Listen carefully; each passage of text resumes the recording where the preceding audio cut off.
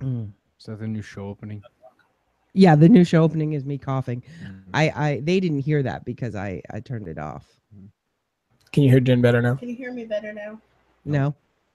No, Yeah, it was worth a try. you. How about now? How about now? Much better. Do you get? Are you See, it getting wasn't any? me. Are you getting any interference or background? There was a low buzz at the start, but it's gone now. Yeah. Okay. How do I sound? Do I sound robust? I like that description. Do I sound robust? Does he? He sounds like Tech to me. I love how me and Tech are the only ones drinking beer. Bear. Beer, beer, beer, beer, beer, beer. Did I start the broadcast? I did. Hi, YouTube. Forgot to say hello. Hello, viewer. Hi, Shane. We have a viewer. We do have a viewer. I feel like Shane just No, sucks. it's Andy Luke. Hi, Oh, it's Andy. Hi, Andy. Sorry about that. That's awesome. All right. So we're going to start in just a minute. We're gonna try and record a couple episodes here today. So that's why there's no particular topic set. And we're gonna have some fun here. So let me just hit record. And all right. Hello, Mixed Nutcases. This is Nuke Choss, and we've got a special episode of Nutty Bites for you today. Yes, you may have noticed they're all special, but today we're going to be talking about nostalgia exploitation. And with me today, I have On a very special episode. Hi, I'm Tech. and Jason. And Jen. from Yeah. the Talk Nerdy to Me podcast. And Andy says you're robust as hell, by the way. Thanks, Andy. So thank you so much for joining us.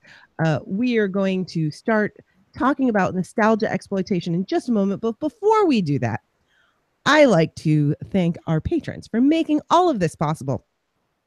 And you are hearing our top dollar patron right there, Mr. Jason Banks. Thank you so much. Thank you to Aaron Jackson. Thank you to Beth, Rich the TT, Dagny, Mike, Ken Kennedy of Ken Zoin's Autonomous Zone, Lynette of the Bycast, Aurora Lee. Check her out on Patreon.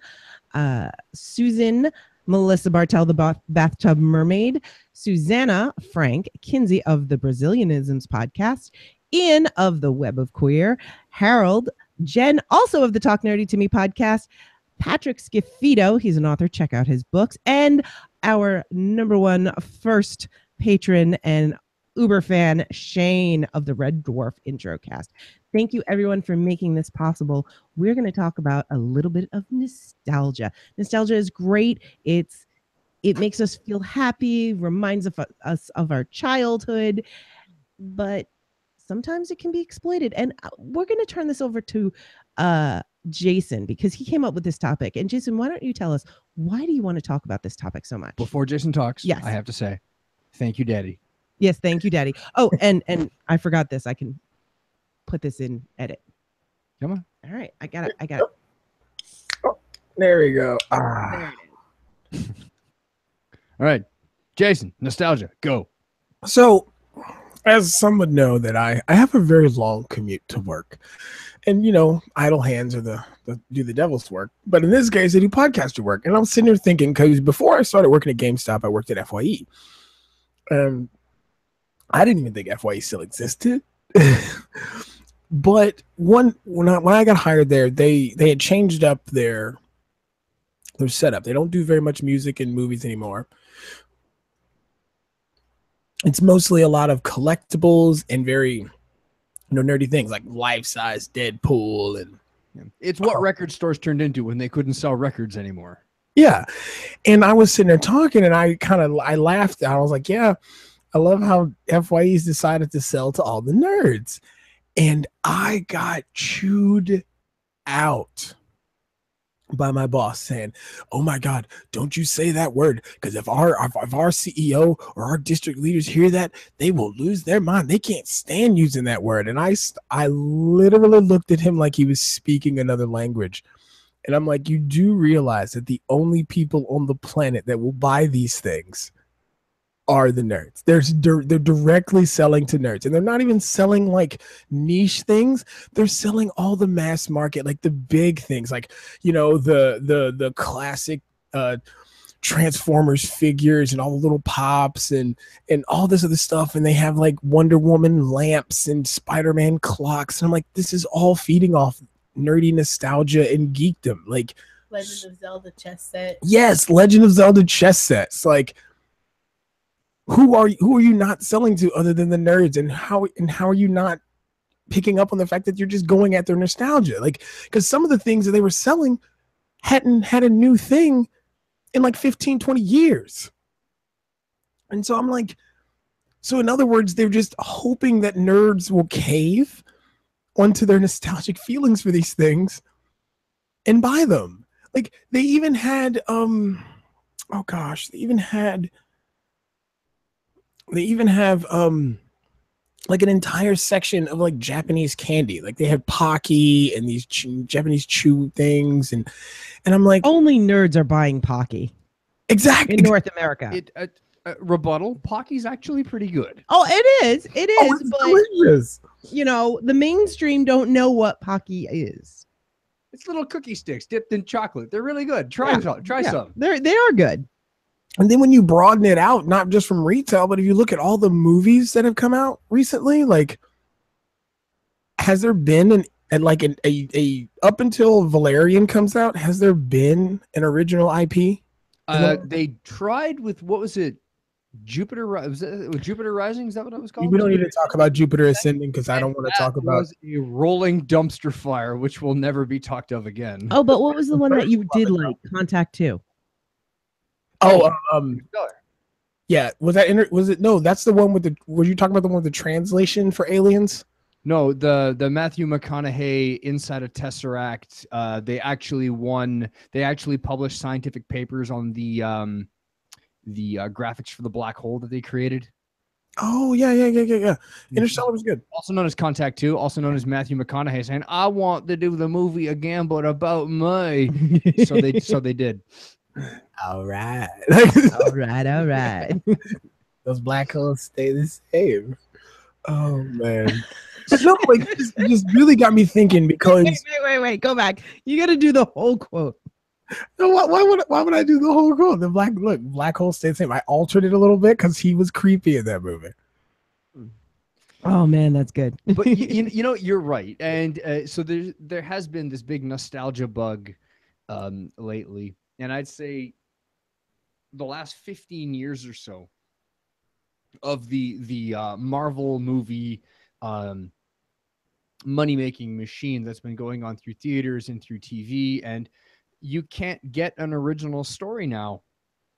Because as soon as anybody writes an original story, they're like, yeah, but it's not Superman, or yeah, but it's not Wolverine, so it's not gonna sell. Well, look what happened with Hancock. Yeah. God, Hancock was so good. It was good, but everybody's like, yeah, whatever. So here's my big issue. It's that it started off as, hey, the kids who grew up watching the X-Men cartoons are now old enough to have jobs and apartments and real friends and keys. And now they can pay for their own movie tickets. Let's give them a couple X-Men movies and let's make some money. And they did, and it was successful and it was good.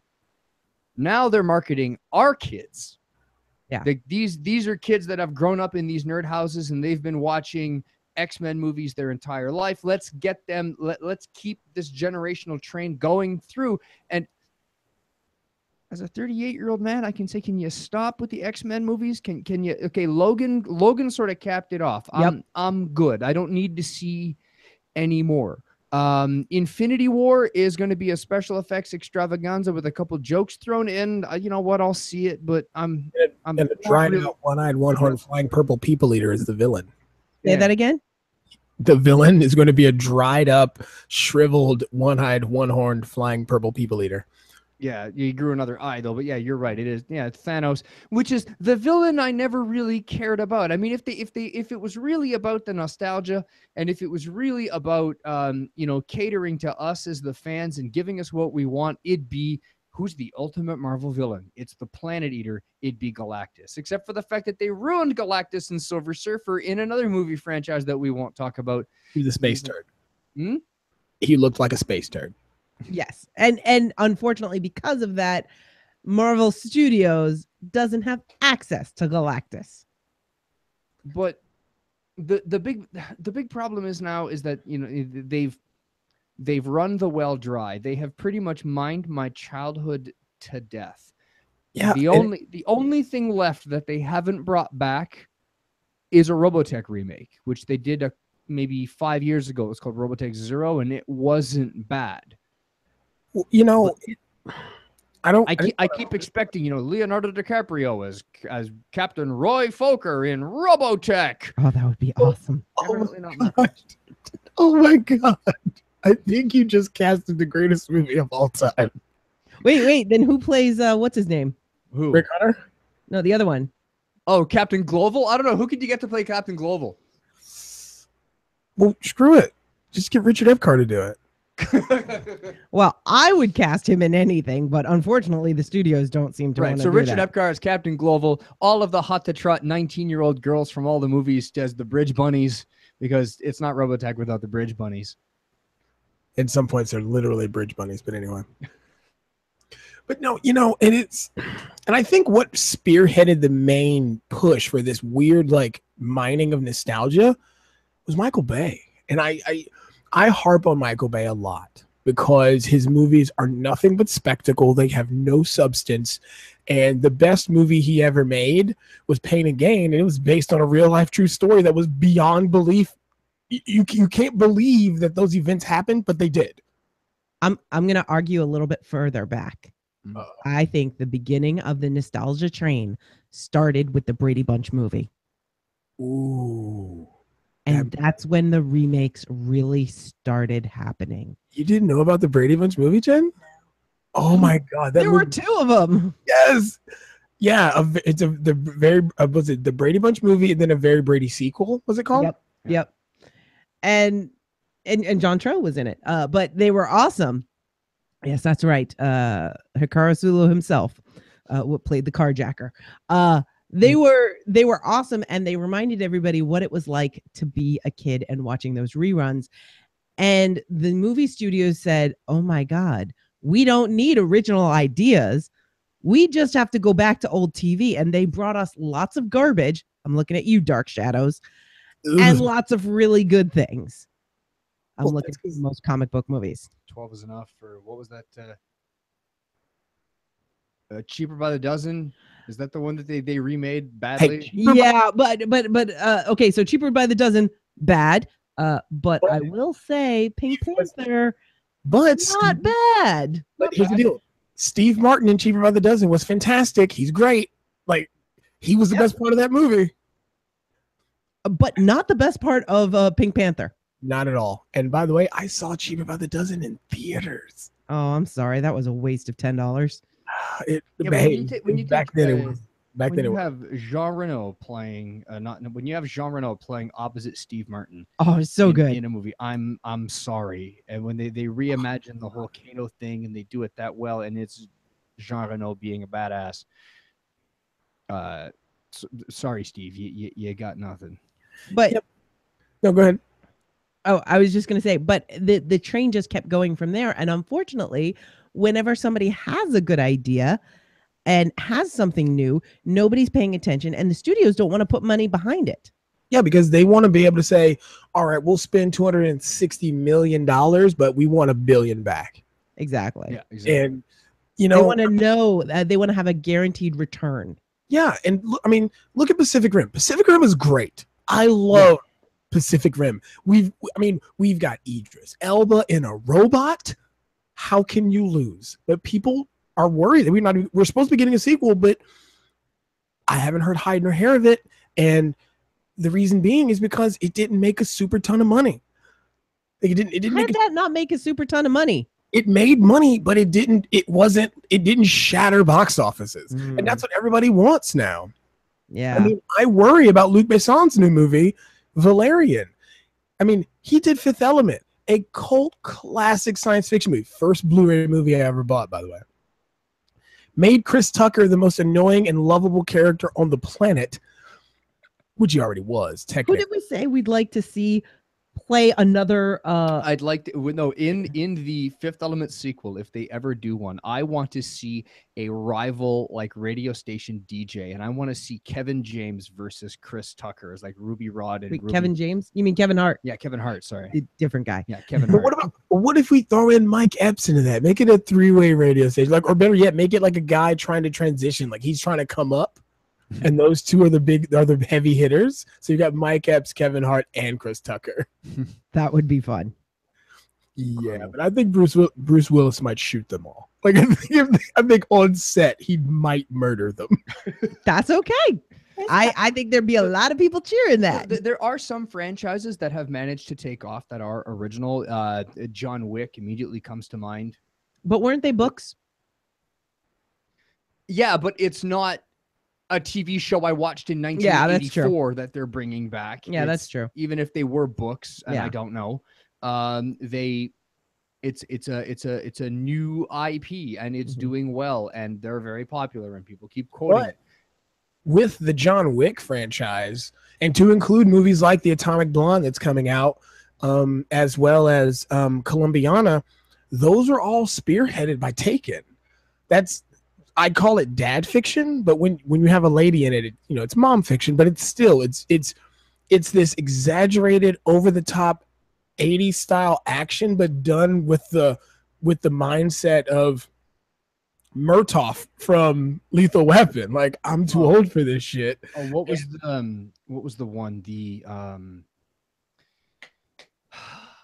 Oxford's over Brogues. Kingsman. Kingsman. Oh my god, that movie's so damn good. I was expecting something else, and I got kind of mad at it because I was in for like 80% of the ride, and it just went too over the top for me. Like the guy on the rocket chair at the end, and it got too silly. But Plus, you like wingtips better. Yeah, plus, who the hell? I mean, come on, of course you're going to pick a wingtip shoe. What is wrong with you? And of course, brown and white saddle wingtip shoe, because why the heck not? Because Bert was never wrong. Classy as F all day. I'm a square toe guy. I'm a square toe. Sorry. Anyway. Yeah, but you're a giant broad-chested black man. You can pull off a square shoe. I can't. It looks like I'm wearing bread boxes. So it turns out John Wick is an original. Okay. I was wrong. So there you go, John Wick. So while we're done discussing men's fashion, yes, the point is that there needs to be that mix in theaters of, show me the nostalgia from the past and reimagine some old stories, because that's always been in theaters. As far back as I can go, they've always, remade things and reimagined things, and that's fine. I completely get it, but there has to be that mix of new IP and new stories. I mean, if all we're going to do is tell the same, how many times have we restarted Spider-Man and Batman and Superman? Too many times. Too many times. Why? Because they don't want the IP to expire, because it's all about making the money. But if it's all about making the money and nothing else, I was going to say we're not going to get another Star Wars, but Star Wars was entirely all about making the money and selling the action figures and having the forethought to hold international marketing rights. Dude, as much as I loved Episode 7, Rogue One, that's all nostalgia, baby. Oh yeah. And so was Episode 7. I mean, everything was nostalgia. But that's what they tried with Episode 1. It said, did you like adorable animals? Let's give you Jar Jar. Did you like the speeder bike scene? Let's do pod racing. Did you like annoying children? You don't? Too bad. Here's Jake Lloyd. Here's where I'm, you know what? As you say that, here's where I'm going to tell you the difference between the prequels and then the new JJ sequels or editions. The prequels, all that nostalgia, they were still thinking of marketing and toy franchises in mind. We're going to put a pod race in here so we can sell pod race toys. We're going to put this floppy-eared alien so we can sell floppy-eared alien toys. Whereas with The Force Awakens and Rogue One, I mean, what, BB-8? I mean, really, that's the only thing that they can market. And they weren't thinking, what toys can I sell? Well, I mean, everything else had already been marketed. The Millennium Falcon, the TIE Fighters, the X-Wings, they'd all been marketed before. So, I mean, at GameStop, we even rushed for the 40th anniversary of the original Star Wars. They broke out and redid the classic action figures that had the cloth clothes and everything like that. Mm-hmm. They brought them out and made a diorama set that you could buy. Like they For just how many hundreds of dollars? I think the Darth Vader that had the diorama with it was I think 40 or 50, and then each of the other figures was close to like 15 or 20 a pop. But the only one of those I would have paid for was a Princess Leia, obviously. Yeah. But you know, I'll go back to this, and I gotta harp on Bay because we all watch Transformers. We all know what Transformers is. It's simple. You have 1, cars, 2, robots. You add that together, they're robots that turn into cars. And that's all you need. But I've gone back and watched those movies, and I would, and this is crazy, but I would rather go back and watch 50 Shades of Grey and 50 Shades Darker than those movies ever again. Because you know what ruined that movie, what ruined that entire franchise is that, hey, we want to do this movie about transforming cars. Let's get a car company involved and do it in a cross-promotional marketing thing. So, hey, GM is trying to sell the new Camaro and it looks really hot and yellow. Isn't there a yellow car in Transformers? Let's make it a brand new superstar Camaro. And isn't it called Bumblebee? Make it super yellow. Make it super yellow. Well, isn't it supposed to be a Volkswagen Beetle? No, absolutely not. It can't be German. Cars got to be made in America. Isn't that's Michael Bay's? That's Michael Bay's nom de plume is America. Explosions. America Explosions Bay. If you want to die from alcohol poisoning, play the drink every time you see an American flag in Michael Bay's films, and you'll die. But every single vehicle in those movies is a GM product. I mean, why isn't Optimus Prime a cab over Mac? Because he's a Freightliner, because GM. And it just goes on and on and on from there. Well, dude, and what kills me, right? Like, reason why I say I could watch those 50 Shades movies again is because I know that movie is a terrible sex movie. It's a bad sex movie. Like, it's a bad sex movie because there's not really any sex, and the stuff they depict is terrible. We know that, and we accept it. Michael Bay made Transformers into a sex movie by trying to give Megan Fox an enema with the camera. Okay. That's a little graphic. All right. Dude, it's true. Oh, my God. I know it's true, but that's graphic, man. Come on. Like, seriously, there's a shot where he literally pulls it from her calves up. And there's a reason she called him a misogynist. And, you know, she said he was like working for Hitler, but we're not going to go. And the podcast is Godwind. So you had something specific you said at work that made you angry about nostalgia exploitation. Yeah, because I'm like, when I said that they were just selling to nerds, they got super mad. And I'm like, no. It's not for nerds. Everybody likes this. No, don't lie to yourself. It's just nerds. Let me, but it's not just movies and video games. A car company did this to me once, years ago. Mm-hmm. And I went in, I had a Honda at the time, and I go into the Honda dealership to look at the new cars. And at the time that I bought my Honda, they were very simple, very cheap cars with simple interiors and simple engines, but they could be modified and made relatively quick. Because it's fast and furious.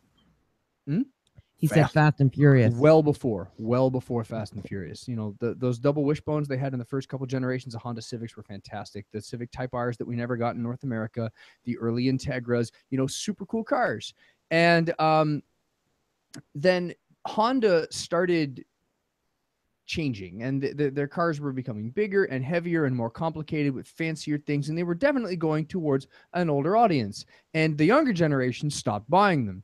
So I walk into the dealer, and they've got this thing called a Honda Element. And if you've never seen one, good. The box. If you want to look at one, get your bottle of eye bleach ready, to purge this thing from your mind. So it looks like the box a car comes in. It's just a cube with unpainted plastic body panels. And I'm looking around at I'm talking to my dad. I'm like, this thing is a monstrosity. Why would anyone buy this thing? It looks atrocious. And this dealer, she comes running out of her office going, well, what's the matter? Don't you like it? I go, no, I hate it. It's ugly. She goes, well, Honda built it for you. What do you mean? Well, they listened to your generation. Did they now? How so? She says, well, look, the plastic body panels here are unpainted, so you can't scratch them. So you could lean your bike up against your car and you won't scratch it. And if you open up the trunk on the inside, the whole thing is waterproof, so you can hose down the inside of the car when it gets muddy. And there's these stanchions here on the outside, so you can plug your tent directly to the outside, directly to the back of the car when you're camping. And these hooks here are where your mountain bike clips into the inside, and then you've got the roof on the rack on the roof for all of your other things. I'm gonna stop you right there. I don't lean my bike against my car. My bike has a kickstand. And I don't hose out the inside of my car because it never gets that dirty. And if it needs cleaning, I vacuum it. I don't need to put a mountain bike inside my car because I don't mountain bike that often. I don't camp, so I don't need to put a tent on the outside of my car. Honda did not listen to my generation. They're not going to sell any of these to young people. They're going to sell these to retirees that want a funky looking car that they can take camping. And I'll just say this here as a Southern boy. If we want something we can spray down with a hose, we'll just get a pick 'em up truck. I'm just saying. Absolutely, the pick 'em up truck. As I'm listening to you describe this sales pitch, I'm thinking that's a murder car. Yeah, exactly, right? You've got these tight ones here, so you can roll up the tarp nice and tight, and you're gonna hose the blood right down through. And you don't have to worry about here. Scratches as you drag things across. Absolutely. Oh yeah, that's a murder car. You can totally clean out all the blood. Oh man, that is. But at the end of it, I'm like, if Honda wanted to listen to my generation and what me as at the time an under 25 male wants, they would give us the Honda S2000, the super hot to trot little convertible or rear wheel drive little coupe that they made. You'd give us the S2000 for the price of a Honda Civic. Yeah. And she says, what? I said, if you want to listen to my generation, you'd sell me that S2000 for the price of a Honda Civic. And she goes, well, Honda's never going to build that car. I go, well, Honda's never getting my money. Yeah. And Honda used to try, but so Andy's got something in the chat here, which I'm going to read. With Transformers, the nostalgia means different things to different people. In the UK, the comics were every bit as much of the phenomenon as the toys. Largely because of a strong creative team playing with the elements of the 1986 movie, new characters, time travel, I was left with the feeling Bay didn't get the original. Yeah, I think we all got that feeling. Yeah. The UK audiences stayed with the comics, but dwindled until James Roberts wrote a new spin on it, nodding to the 80s books, but not being confined by it. I think that was if I'm not mistaken, I think that's the new IDW run recently, I think. And he's absolutely right. The Transformers comics were superb because they did, like, you know how DC and Marvel, they'll do those alternate universe things. Well, they did a short run of those. And in the 1986 Toei Studios movie, the 1986 Transformers movie is an anime, by the way. There's a character in that called Wheelie, and he rides on Grimlock's head, and he talks kind of in rhyme. Well, they did an origin story for him, and his family was murdered by Reflector, which is a triple Decepticon who the three robots came together to make a camera. Well, I like him. Yeah, in the story with Wheelie, to get revenge on them for murdering his family, Wheelie killed one of the three, which means they were trapped in robot form forever. Wheelie's awesome, and that's just one of the really, really cool stories you can get out of the comics that they've done with Transformers. But like you said, Bay didn't get it. Matter of fact, Bay didn't introduce a female Transformer until the third movie, and RC Car has been in the Transformers franchise since like Jump Street.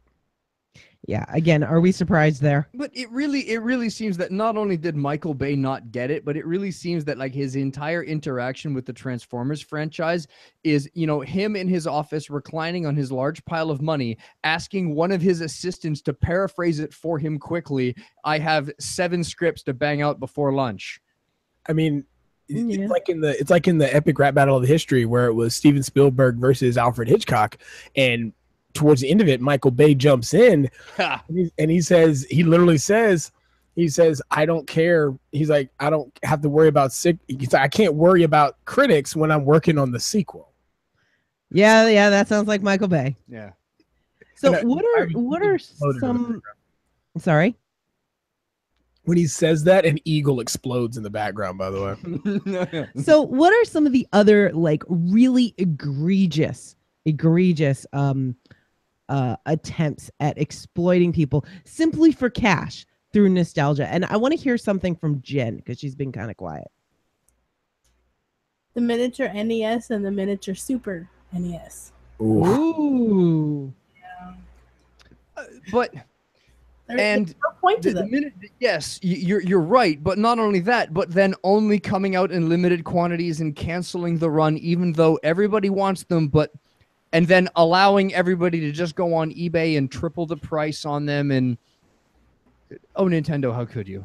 Well, dude, I have to deal with this every day.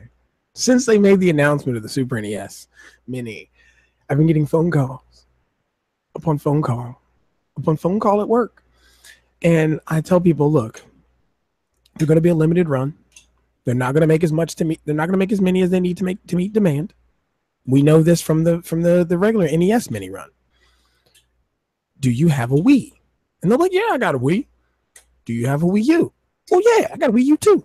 I want to get one of them Switches. I say, well, all 3 of those are a Super Nintendo Mini. Yeah. The Wii has been a mini of whatever console you want it to be since their inception, because of Nintendo's Virtual Console. You want the Super Nintendo Mini and the Nintendo Mini because it looks like that thing you had when you were a kid. Exactly. Well, and that's the thing. So the mini NES and the super mini NES, or the mini super NES, whatever it's called, we have cheaper, easier ways to do this. You get yourself a Raspberry Pi, you order the controllers. You can even get the box 3D printed through this guy on Etsy or gal on Etsy.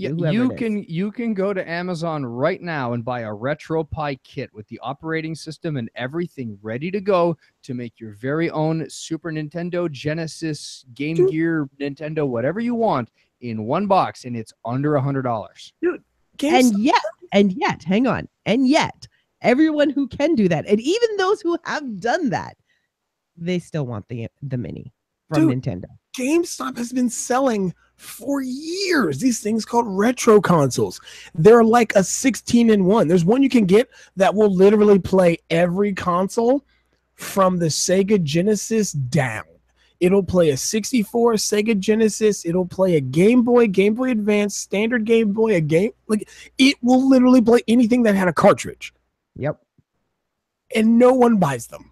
Hey, Tech, what do you have on your phone? Oh, I have an app on my phone that allows me to play all the Super Nintendo games I want, portable. And I have a small Super Nintendo-esque controller that Bluetooths to my phone. And I basically turn my phone into a Super Nintendo. And you can do it on your tablet, and you can display that onto a screen. Right. So you're talking Wizardry. All done with legally owned, legally copied ROMs of games that I already own, because I would never pirate any of this software. Sir, you are talking wizardry. That involves the internet and magic. And we do not believe in magic, sir. That is hogwash. Does skeptic sound like Bill Cosby again? Because all of his impersonations sound like Bill Cosby eventually. I need to at some point I will curb stomp Bill Cosby with an impression, so I have to keep it ready at all times. Nostalgia's like a Jello pudding. Nope. Brown him in pudding. Okay, so moving on.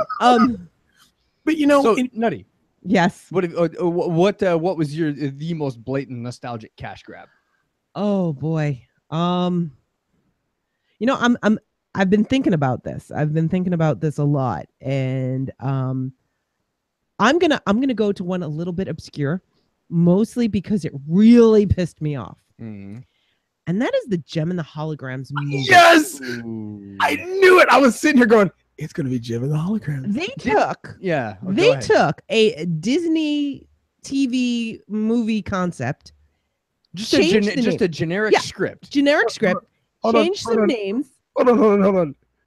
I have to say this. Jen just looked at me like we're all speaking a completely different language Didn't when I know talk they remade Gem and the Holograms, or you don't know what Gem and the Holograms is? Have you never seen Jim and the Holograms? Yeah. No. Really? Okay, it's on Netflix, Jen, and it's amazing. truly outrageous. I've never. But you got to put your 80s glasses on because it's Yeah. super 80s. You gotta have big hair, neon sunglasses, and all. Gem and the Holograms is a story of an orphan girl and her sister whose father left them Synergy, this computer that can project holograms. And using a remote interface in the style of earrings, Magical earrings. no, they're computers. She can project a hologram onto herself, and she goes from being Jerrica Benton to Gem from Gem and the Holograms. It's the original Hannah Montana. But it's awesome, and they're totally pop, and the bad guys are this awesome punk band who Called are the Misfits. the but, Misfits. But it's not the skull logo Misfits. Yeah, not those Misfits, just some wannabe Misfits who they just like running around and doing bad things. They're pretty much the same band, but purple. Yeah, and green. And girls. They took this Disney script, they changed the names around and put it out as Gem and the Holograms.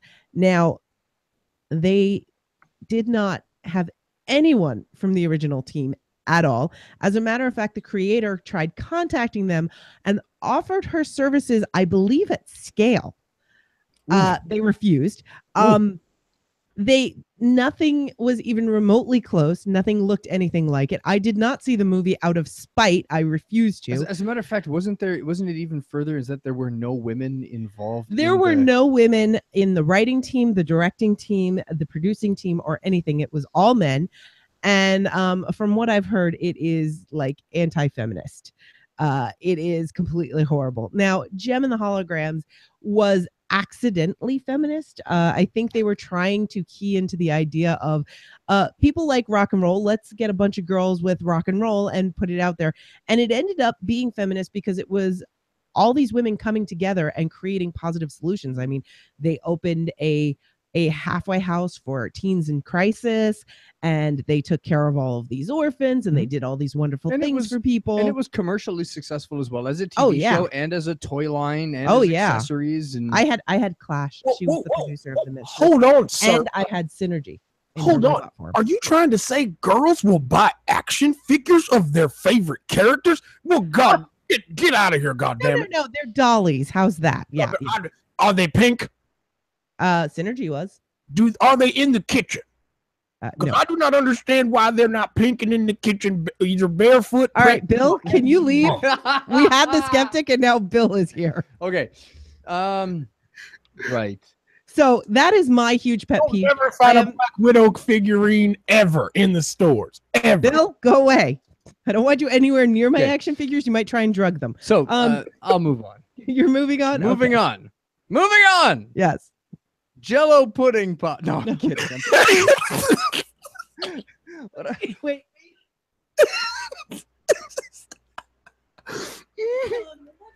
I know I'm killing the Nutty. I killed Nutty. Okay, so before she dies, my most horrible piece of nostalgia is not out yet, but it is in production and it scares the pants off of me. Uh-oh. Top Gun 2. Yeah. And they could have done something good with it. They could have. The Navy has a brand new aircraft carrier that they're frantically trying to get people to accept. First off, understand that Top Gun was a 2-hour Navy recruiting commercial.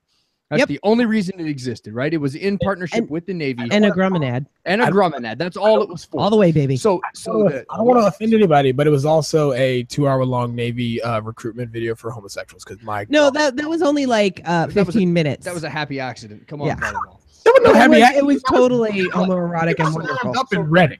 Right. So right now we've got an aircraft carrier that doesn't work that they're frantically trying to tell the American people that we really need and want. We have a brand new jet fighter that doesn't really work, but we're trying to tell people we really need and want. If the Navy is in the need of a recruiting commercial, now is the time. And you could do a really cool story where you have the Tom Cruise's character who's now older, wiser, older in rank. He could be the CAG on the carrier, and he's got to show the young guys how to fly. And, you know, they have to face a real enemy, and they do this big whole thing. And he has to go find the out of shape Val Kilmer. Sure, who retired because he couldn't deal with the fact and You know, they could do a whole thing. But no, they have decided as a script to rehash that really bad, what was that, Stealth, where it's an out-of-control drone that they have to go shoot down because the real enemy is the computer and the man's is what makes it work. And I just threw up in my mouth. You did not just say Stealth. I did. I'm sorry. I threw up in my mouth a whole lot. Oh God, that movie's so bad. So bad. But that's what they've decided to do with Top Gun 2. Instead of, you know, and this is where nostalgia falls off the rails for me. It's if you care about the original source material, it shows. If you don't care and you're using it to try to print money, that shows too. Michael Bay, J.J. Abrams Star Trek movies, Ghost in the Shell monstrosity I'm not watching. Now here's the deal.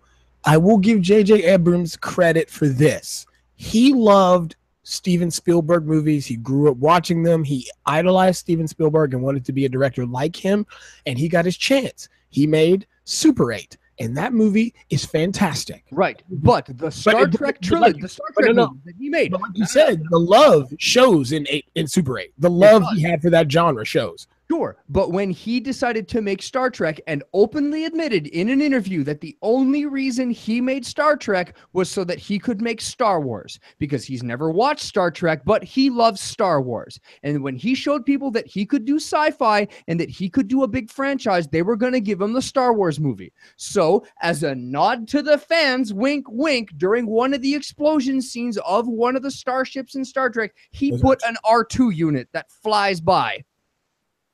Yeah.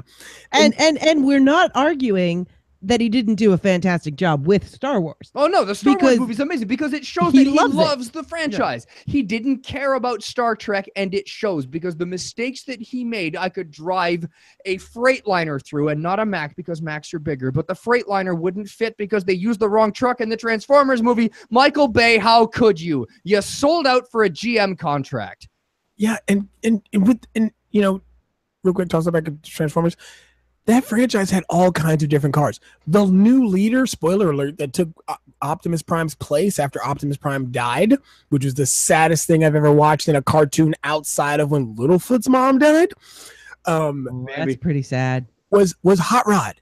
He was a Lamborghini. And when he became Rodimus Prime, he was a Lamborghini with a camper shell. Wicked. By the way, sadder than Littlefoot's mom dying. We should do a whole episode on the saddest scenes in kids' movies. All right, I'm going to write that down. But sadder than Littlefoot's mom dying? The entirety of Watership Down? Not from a kids' movie, not what I was thinking. No, I was thinking when you find out that Dory was all by herself growing up, that is the saddest thing. Anyway. Oh, man. You know what? That is a nostalgia grab, by the way. That whole freaking movie. You didn't need an origin story for Dory. I'm sorry. You didn't need one. You never needed it. You didn't need none of it. We didn't need it, but we got it and we loved it. Okay? There was cuddle piles in that movie. I was fine with it. Just weeping over this, fine with fish.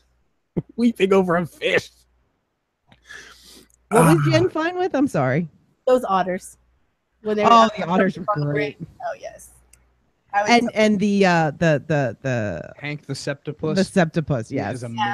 Oh, and speaking of kids movies, they are savage nostalgia grabs. I'm looking at you, Despicable Me 3. AKA aka Despicable Me 4, because they did a Minions movie all by themselves. And you're gonna watch it. Look, Talk Nerds I'm TV. gonna make him. Look, the Talk Nerds the Talk Nerds TV podcast, Nerds on Cinema. We watch bad movies so you don't have to. Hey, Let me give you an example though of nostalgia done right. Okay. My Little Pony Friendship is Magic. Yes. Oh, you are testing me. Say I'm wrong. Say I'm wrong, Jason. It's wonderful. It's better than the original. He can't say I'm wrong. It's progressive. That is blasphemy. It is wonderful. It has an amazing cast. It has high strong female characters. Strong female characters, high production value, and you know what? I will admit, I will agree. If you can listen to the epic episode where we reviewed this for 2 hours, I did not watch an entire season. I fell asleep on my Netflix remote. It now thinks I've watched 2 seasons. That's my story. I'm sticking to it. My point is that what's my point again? What's your age again? What's my age again? My Little Pony, done right. Very, and even with the remake, it is very definitely a TV show aimed at little girls, and it is very good at what it does. But You're saying your cutie mark's a gun? It's an explosion. no, With a gun in it. Michael Bay's with the exploding American flag. No, mine is crossed guns, of course. What, like your arm? Over an explosion with American. Yeah, a lot like this. With an explosion and an American flag. Can you guys see that? Here, get closer. Hang on. I'll get a light source. Here. Light source. Yeah. There you go. That's his cutie mark. He's got ink. He's already got it on him. Or that How supposed to be on your butt? I was about to say it's supposed to be on your hip, but Butt. It's on I their want to see butt. the one on my butt. So, nostalgia done right. Jason. No, nostalgia done wrong. We already did those. I've got Transformers. I've got the most black hole collapse of reality creating example because this is from Michael Bay. The first time was nostalgia done wrong. I'm looking at you. The first time he did Ninja Turtles and nostalgia done right. I'm looking at you. The second go around with the Ninja Turtles movie, because that second one, Ninja Turtles Out of the Shadows, was cheesy, over the top, and wonderful. Is that the one with Bebop and Rocksteady? Yes, it is. We haven't seen that one yet, but we gotta. Dude, I hate saying it, but it's good. It's actually I like the first one. Didn't that have Megan Fox in it again? Yeah. Michael Yeah. Bay's got a problem. Yeah, she What was also set women back 1,000 years because she did a sexy costume change from a reporting outfit to a skimpy schoolgirl outfit. Whatever. Anyway. It's supposed to be a giant yellow trench coat. Yeah, and she just jumpsuit. turned into a Catholic schoolgirl's belly out thing. It was really bad. It was egregious. April O'Neil was not there for sex appeal. She was a competent reporter. But don't get me wrong, it was in the first 5-10 minutes of the movie, so you forget about it by the end of it. When Rocksteady and Bebop are knocking cars over and chasing Casey Jones, it's pretty dope. Well, Casey Jones is in it? Ooh. Yes, he is. All right, I'm sold. I love Casey Casey Jones. Sadly, he doesn't wear the mask enough. Sadly, he doesn't wear the mask enough. Sadly, but it's literally A bag full of sports implement, and he kicks the crap out of people with it. serious. He does. However, he wears rollerblades. By the way, Excellent. yes, he does. But all that stuff I'm describing to you is super cheesy, crazy, over the top, and that's what the first one should have been. That's Not what a lot Ninja of Turtles has always been. exactly. But that first movie was a whole lot of my dick is hard and I want to bang April O'Neil. And it really was awkward because I'm sitting there watching the movie. I'm like, oh my God, people brought their kids to this? Oh God. And another form of nostalgia gone horribly wrong that I've done an episode and ranted savagely on, the new Power Rangers movie. The movie's bad. Super bad. Well, I watched the honest trailer for it, and they described. I haven't watched the movie yet, but they described it as an actually really good teen drama that ends in a long Power Rangers episode. I'm sorry. I generally enjoy honest trailers, and I like John Bailey, but he skipped out on some of the biggest problems with that movie. You cannot have your leader, the guy who's supposed to be the one that kids want to be and the representation of what a Power Ranger is supposed to be. He cannot look at the Blue Ranger when the Blue Ranger is explaining to him that he is on the spectrum and say, what is that? A workout program? I'm sorry. You cannot. You can't. You just can't. People complain that the accountant uses autism as a superpower. Me and Jen being a person who worked with children who were on the spectrum for how many years? A lot. 5 years. For 5 years. She will tell you that they are different, and it's not a bad different. They think differently than us. They process things differently than us, and they generally have one thing that they're very, very good at. A lot of other things can stress them out and whatever, but they do have, like in The Accountant, he was really good with numbers. A lot of, and like Jen has told me several times that in that movie, that's a very accurate depiction because a lot of autistic kids are really good with numbers. Some of them, yeah. Yeah. And so when I feel that movie was heightened and it was kind of a satire on how people treat autistic children differently, like they can't cope in life, whereas this main character is savagely copeable to the point where he's like, murdering people, and it's over the top ridiculous, and it's kind of a satire on that reaction. Whereas Power Rangers could have been affirmative and saying, hey, an autistic person or a person on the spectrum can be a superhero. He can be a person looked up to, but instead they made it the butt of the joke. And I hate that. And it seems like it's another spectrum that we've added to the United Colors of Benetton. The thing that we've had to deal with since Captain Planet, that every group of kids needs a Latino, an Asian, a black, a white, a this, a that, a redhead, combined, a boy, a girl. One of them's in a wheelchair. Now you need one autistic. One of them needs to be gay. One of the, And well, we like diversity.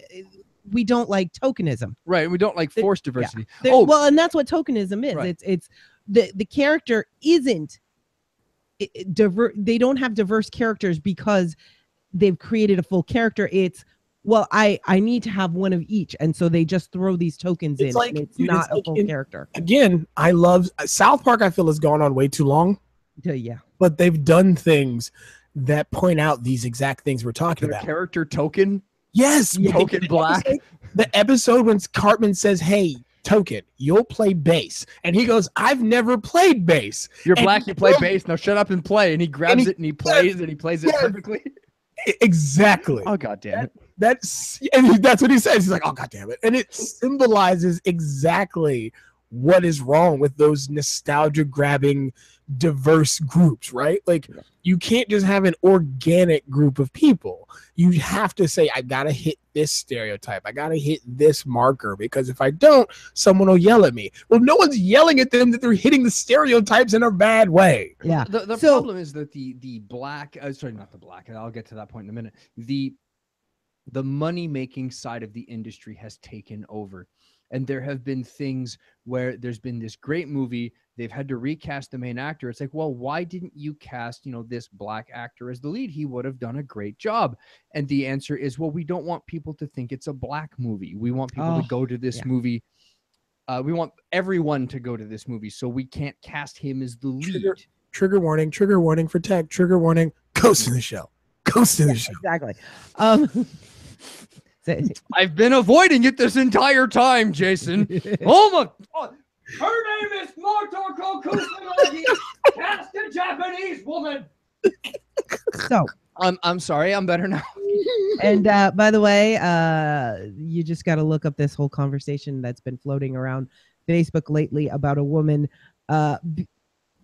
two black women at a cafeteria talking about the Black Panther movie, and a white woman joins them and then asks them if they think it's appropriate to have an all black movie, and how's her son going to be able to enjoy a movie like that, because aren't the characters a little problematic? I don't know, because I'm too busy looking at that gorgeous black man in leather.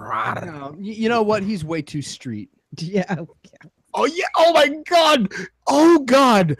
When did they say that about Idris Elba? Because that's Because It was Ian Fleming who Right said it. when he was Oh, being no. when there was like the rumors that he was going to play the next Bond, that And he was Idris so Elba, that Black Adonis, was going to play the next James Bond, and they're like, and Ian Fleming, creator of the series, goes, "No, he's too street. Yeah. You need Meanwhile, black."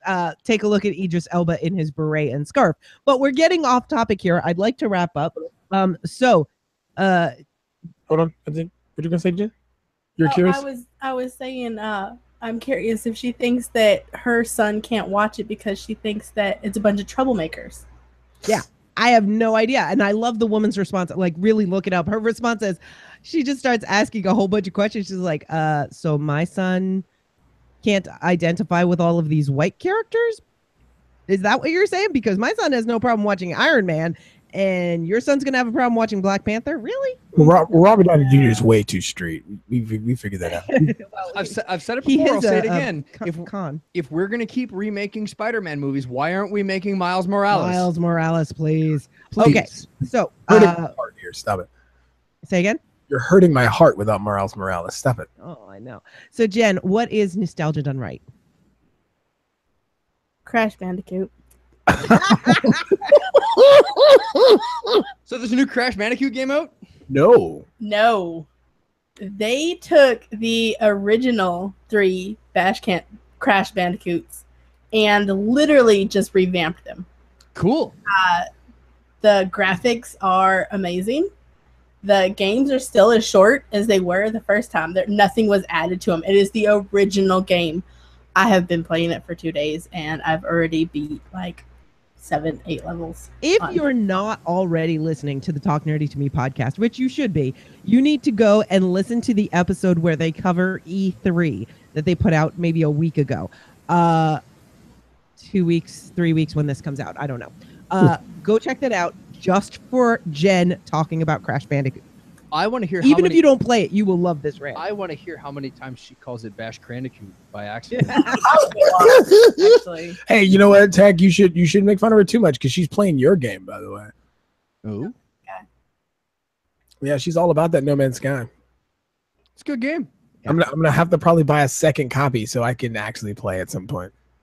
I haven't set up my base yet though, so you're still good if you need to steal it back. It is a wonderful Zen game that forces you to do absolutely nothing. And if you just want to walk in a direction and get lost, go get lost. That's why I tell people, people come to work and they're like, well, I hated this game because there's nothing to do in it. I'm like, well, when you've played a video game, like say a raid in World of Warcraft or raid in Destiny for 7-8 hours and you're tired and frazzled, but you can't go to sleep.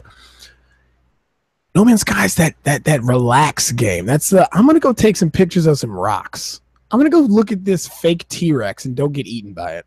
So my nostalgia done right Yes. is Riverdale. I love Riverdale. I was expecting it to be horrible. The CWest show that has ever CW'd. It is the CWest show that ever CW'd, and I absolutely love it for all of that. Can I tell you a story about that? It's straight from work. I blew this woman's mind. Okay. Because a lady comes in with her husband and her kids, and they're getting games and stuff. And we ended up talking about comic book adaptations.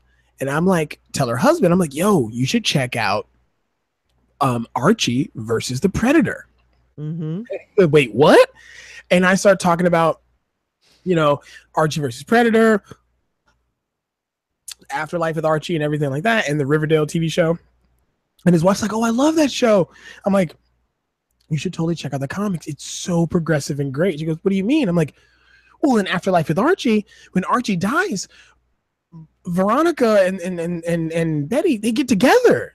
And they cope with him the loss of Archie. I mean, he took a bullet for his gay friend, and the color in this white lady's face, she turned into a ghost. I could see through her. When I explained to her that Archie had been in a polyamorous relationship with 2 women and his best friend was a homosexual, I'm pretty sure there was a 5-letter word that began with N running through her name, and a noose was the punctuation point. Like, she wanted to kill me. And I laughed. How dare you ruin Archie, the whitest comic I know? No, it's really not. So good. Oh man, it was like, and Mary, who works with me, she's gay. We're both raving over this comic, and this lady literally is losing her childhood. Like, whatever childhood nostalgia she had built up for Archie was just being shot to pieces by us as we started talking about the revelations in that comic. It was so good. Oh God. Archie has always been more progressive than people give it credit for, because people have this idea of Archie that isn't actually there. And the other thing is, Archie Comics has been the most successful and on the forefront of technology of all of the comics. They were the first to go digital. They were the first to do it successfully, and they were the first to do it without and drop the price digitally versus print. And they've always been in our grocery stores. Dude, and yeah, Archie they had is Sonic amazing. the Hedgehog. The first time I saw Super Sonic, because I couldn't get him in the game because I wasn't that good at it, was in a comic. And they There had you go. Hyper Knuckles. Deal with it. So, Yes. what a final wrap up? Yes. What nostalgia do you want to see? What haven't they brought back yet that you want to see? And I'll tell you, with all of the superhero TV shows that have been coming back, and what does Marvel bring back? Agent Carter and the I don't know, the train. DC's got the better TV shows with Gotham and all the other Yeah. ones they've got going on. But if Marvel's gonna do one, can we get a remake of the Bill Bixby Incredible Hulk TV show with the sad walking away music? Oh, but have it Mark Ruffalo? Oh my God, yes. Oh my God, sad Mark Ruffalo. Don't break TV. Okay, Jason, nobody can hear you because Tech is just singing into the mic. No, I'm just saying, if you had a sad Mark Ruffalo, you'll break television. Like you'll. Yeah, but it's okay, because anytime it gets too sad, then Robert Downey Jr. shows up just to do a little Science Bros action, and he cheers up. Right, but I can't wait for Doctor Strange, Bruce Banner, and Tony Stark to be on the same screen together. It's I made can't. that TV show was the whole Yes. story of the Hulk. If you're Canadian, you know what I'm going to reference here. It's the littlest hobo in Greenwood jean shorts, because he gets mad and he turns into a green dude and he beats up a bunch of people, but then he's got to leave. Sad walking away music. Next episode, new town, new people. You can just keep bouncing around the world. You could do season But- after season after season. He has to. Meanwhile, Fox will give us 3 seasons of Jailbreak. When they broke out of prison the first time, they had to go back into another one. I mean, it was kind of a one episode, kind of a one series shot here, Fox. It wasn't a Mexican prison at one Yeah, point. they had to break in to get a guy back out. Yeah. All right, Season 2. so Tech, how about this? What if we got a new Littlest Hobo? Maybe tomorrow I'll want to settle down. Until tomorrow, I'll just keep moving on. Hey, if you could do a Littlest Hobo and do it across towns in Canada today, and especially if you do the episode with the plane crash where the Sartex from Trenton come down in their orange jumpsuits and they save the day, absolutely. There is no more Canadiana than Littlest Hobo. You do it correct, CBC, and it has to be CBC and nobody else. I will watch it. I will watch all of it. Yeah, but knowing them, it'd be like CBC in Canada and then Hulu for America, and then they'd sex up the dog in the posters. Yeah, Oh God. Sex up. Oh, God. I'm referring to what they did with Anne of Green Gables. Oh, And by the way, and that's why we don't like Jupiter Ascending, because that's basically a movie about bestiality. But anyway. So Jen, what's some nostalgia you'd like to see? I really can't think of anything. I guess because I'm more for I want something original. I don't want Crash Bandicoot Racing? Huh? The Crash Bandicoot Racing game? No, it can stay exactly the way it was. I got one. Mm. I would like to see a Xena movie. Ooh. You know what? I'll take Lucy Lawless back in that role. I want an older. I know. I want old Xena. I don't want By the way, somebody Tina- pretending to be her. Dude, she's like Tina Turner. Their legs are immortalized. Like I feel like they are. Dude, did Oh you my see her God. in Spartacus? Rome? No, and yeah, Spartacus, Rome, or whatever it is. Yeah. Oh my God. Oh, so good. So Jason. How about you, Jason? What do you want to see? Well, a lot of the stuff I would have picked, they've already tried and ruined. Powerpuff Girls, Care Bears. So I'm gonna have to go a little weird and say, I would like to see a revamp or a redo or an homage to. Okay, I just had it. Oh, I want to see a modern or a redo of the original because they haven't done a version of it. Vampire Hunter D. I want to see. Okay. I want to see that because we got a little bit of that same stuff with Blade, but that was Marvel Comics and all that good stuff, and we got Vampire Hunter D Bloodlust, but that was really awkward and weird. And the first Vampire Hunter D is very great. It's got a rich universe, so I would love to see that done better than what they've given us because they haven't given us much. But if they can't do that, then I'm gonna go really stupid. Captain Planet. Let's get some Captain Planet. Yeah. How's that? And I'm the heart. Shut up. Go away. Little Latin child. No one likes you. Did you ever see the one with what's his name? War Machine. House of Lies guy. Don Cheadle? Oh, Yeah, Don Cheadle skit. yes. It's pretty great. Yeah, because he plays Captain Planet, right? Yes, he plays Captain Planet. So Andy Luke in the chat says he'd like to see Gentle Ben, written by Garth Ennis. Ooh. Yes. The adventures in Florida Everglades of a game warden and his wife and their son. Yes, Gentle Ben. That's the one with the bear, right? Yeah. Cool. By the way, speaking of bears, you'll have to, if you're going to redo your saddest Hulk, Wait, I'm not done with Gentle Ben. Where he chucks the bear. I'm not done with Gentle Ben. Hang on. It can only be done if we get Bert the Bear 2. Bart the Bear 2. Yeah, Bart 2. The one that was seen in Game of Thrones. He's awesome. What were you saying, Jason? Oh no, I just said, like, back to what Tech was saying about his Hulk. They got to do the episode where he throws that bear, and it's like the worst special effect ever. Like, it's just weird. So he's throwing Gentle Ben. That's horrible. Oh no, there's worse special effects. There's the one where he's in New York with Daredevil. Oh no, that's a whole movie. Right, and they have to fight Kingpin, and Kingpin's in a horrible like CGI hovercraft. What about that Thor one? What about the Thor one? Yeah, that's pretty bad. What, Adventures in Babysitting? What, when Kingpin was Thor? By the way, I know it's a terrible time in television, but that was such a great time in television, right? Like, oh God, it's so good. At least they were trying things, you know? Exactly. You know, people complain because I love oh man, that'd be a good thing. A redo of the movie Congo. Because with today's special effects, we don't need people in suits anymore. We can make the Hulk look real, so we can make some fake gorillas with computers. Okay. And more Bruce Campbell, because he was in that movie. Spoiler alert: Bruce Campbell was in Congo for about 2 seconds. Oh, and when you mentioned Powerpuff Girls, they got me thinking: aren't they remaking? Isn't Samurai Jack coming back? Yeah, they finished it. Season 1's done. Yeah. Yeah, Good. they brought him back, and a lot of people hated the way that season 1 ended because of a love arc in it. But you know what? I'm not going to go there. I feel for the most part that it was good. And I think that was the reason people had issues with that ending was the shipping. They shipped really hard about certain stuff in that. So I think that's why they complained. But I think Samurai Jack was solid. I think it was very, very solid, actually. So Andy also says, when Lynch and Frost are done with Twin Peaks, I want them to make Manic Miner. I don't know that franchise. Anybody? Oh my God. How did we not mention Twin Peaks? Yeah, Twin Peaks has just come back. That gum you like, it's back in style. I still haven't seen the original, so I can't comment. I haven't either. So, but I'm hearing good things about it.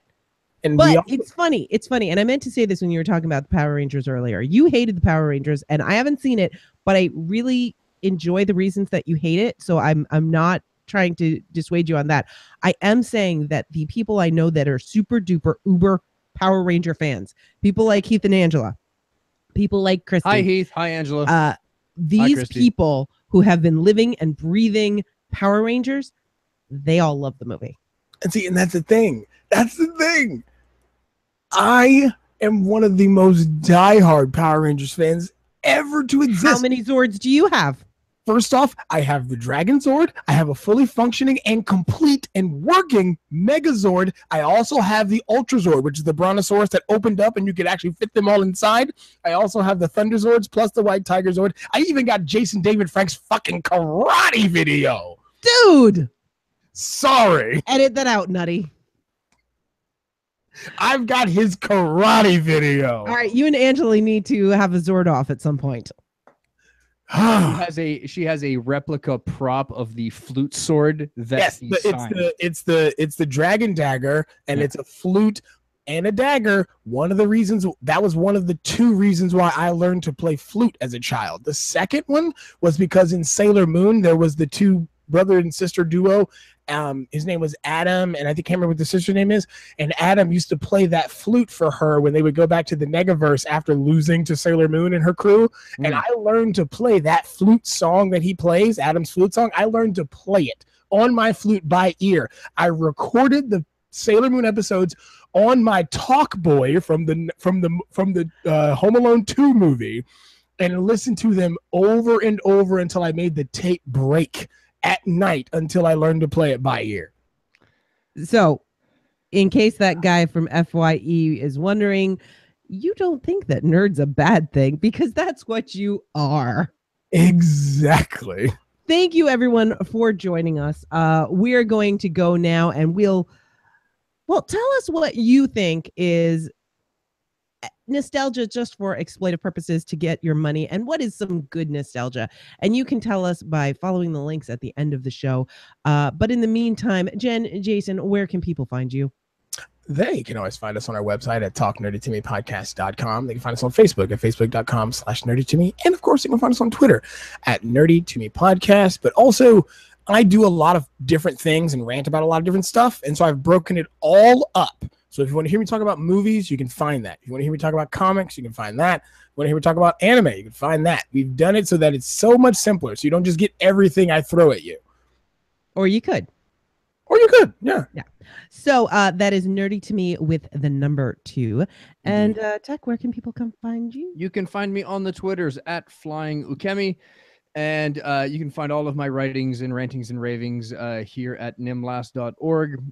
Stay tuned for the upcoming Upside Down and Flying podcast. I have 8 episodes in the can, of which 6 ended up being utter garbage because I was having microphone issues and didn't notice till I was done recording. So I have 2 episodes in the can to be edited and broadcast soon. You actually have 3.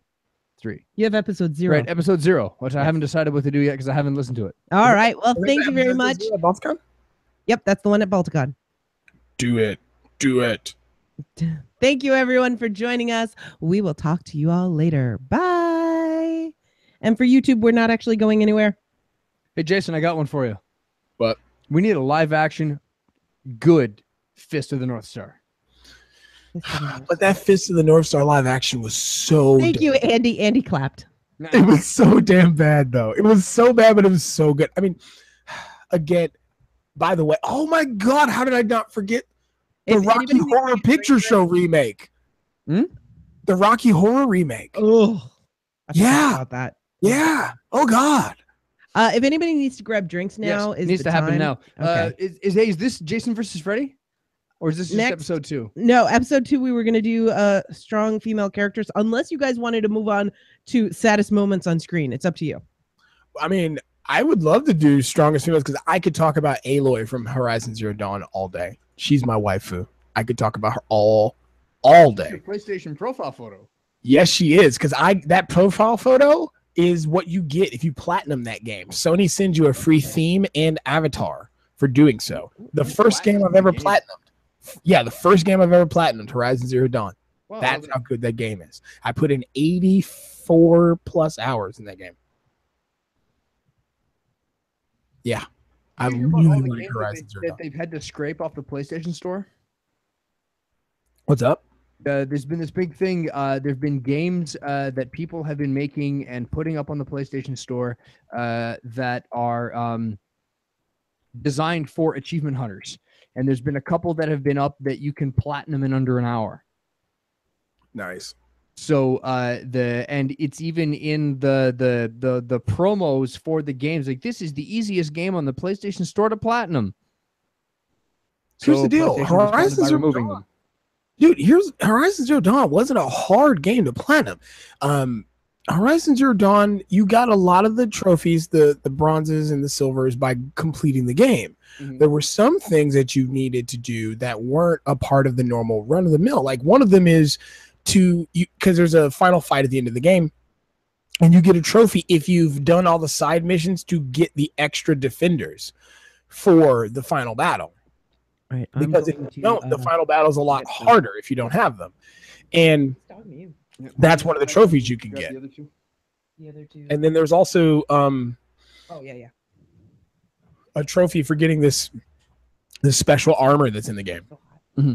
So it's not a hard game to platinum, but it's definitely one that you can platinum with balance and not like overdoing your gameplay. It's not like you got to play this for hours and hours and hours. I did because before I beat the story, I played through almost every side mission and side quest. I did the hunting grounds, the bandit camps. I did all of that. All of it. I did all of it before I finished the story because I really liked that game. I can't hear you. You're muted. The games that I could have platinumed, but didn't, and got very close to, are because they would then have a stupid multiplayer mode attached to their great single-player game. I'm looking at you, Dragon Quest Inquisition. I'm looking at you, all of the Assassin's Creed games. I'm looking at you, Destiny. And they would force you to PvP to get trophies to platinum. I don't PvP. I suck at it. My internet connection is not good enough, and I just do not care enough to play against a bunch of screaming, squawking 13-year-olds. Tell you what your mother can do at night. Yeah, exactly. Who infinitely know the entire sexual history of my family and love to regale internet strangers with it. My favorite story of this was a kid online who is making this noise the entire game. And when people tell him to shut up, he's like, you can't tell me what to do. I can do what I want. How is this helping us win? Well, how internet culture.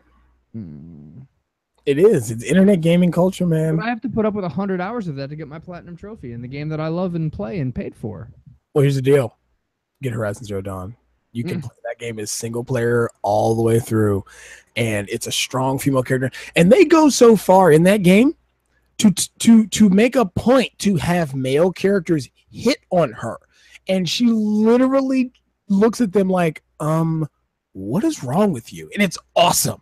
It's freaking great. Like, oh god, it can't, because it's a plot point, but a character has a tragedy happen where they lose a character that they're in love with, a female character, and they realize that Aloy is strong, independent, and very capable, and you know, she's a powerful, very strong female character, and they're like, oh my god, they're just like the one I lost. So they try to replace the girl that they lost with Aloy, and Aloy straight up tells them like, yo, I'm not a replacement for her. Get it straight, bro. I'm my own lady, and I got to go. I got things to do, and literally leaves this dude hanging because she has to go save the planet. It's awesome. That was one of my favorite parts of Mass Effect Andromeda, was that normally in the Mass Effect games, you get the romance option as part of the conversation at the end of a long chain of conversation. You have to really sort of work your way through the conversation trees to get to the point where you can romance a character, and you can only romance one. What they did in Andromeda is they did it backwards, and like all of the flirt options happen at the beginnings of the conversation. So you just meet this person and you start barking up that tree. And it's really funny because the romance options show up for almost every character has a romance option, whether they're a true romance option or not. And what's really fun is when you pick them all and your character just spends the first 10 hours of the game getting shot down. Dude, it is hilarious. Yeah, I tell people all the time, because people come in and they ask me about the mature ratings on games. I'm like, look, mature ratings in games are like greatness in sports. There's levels to this. LeBron James is a great player. He ain't Michael Jordan.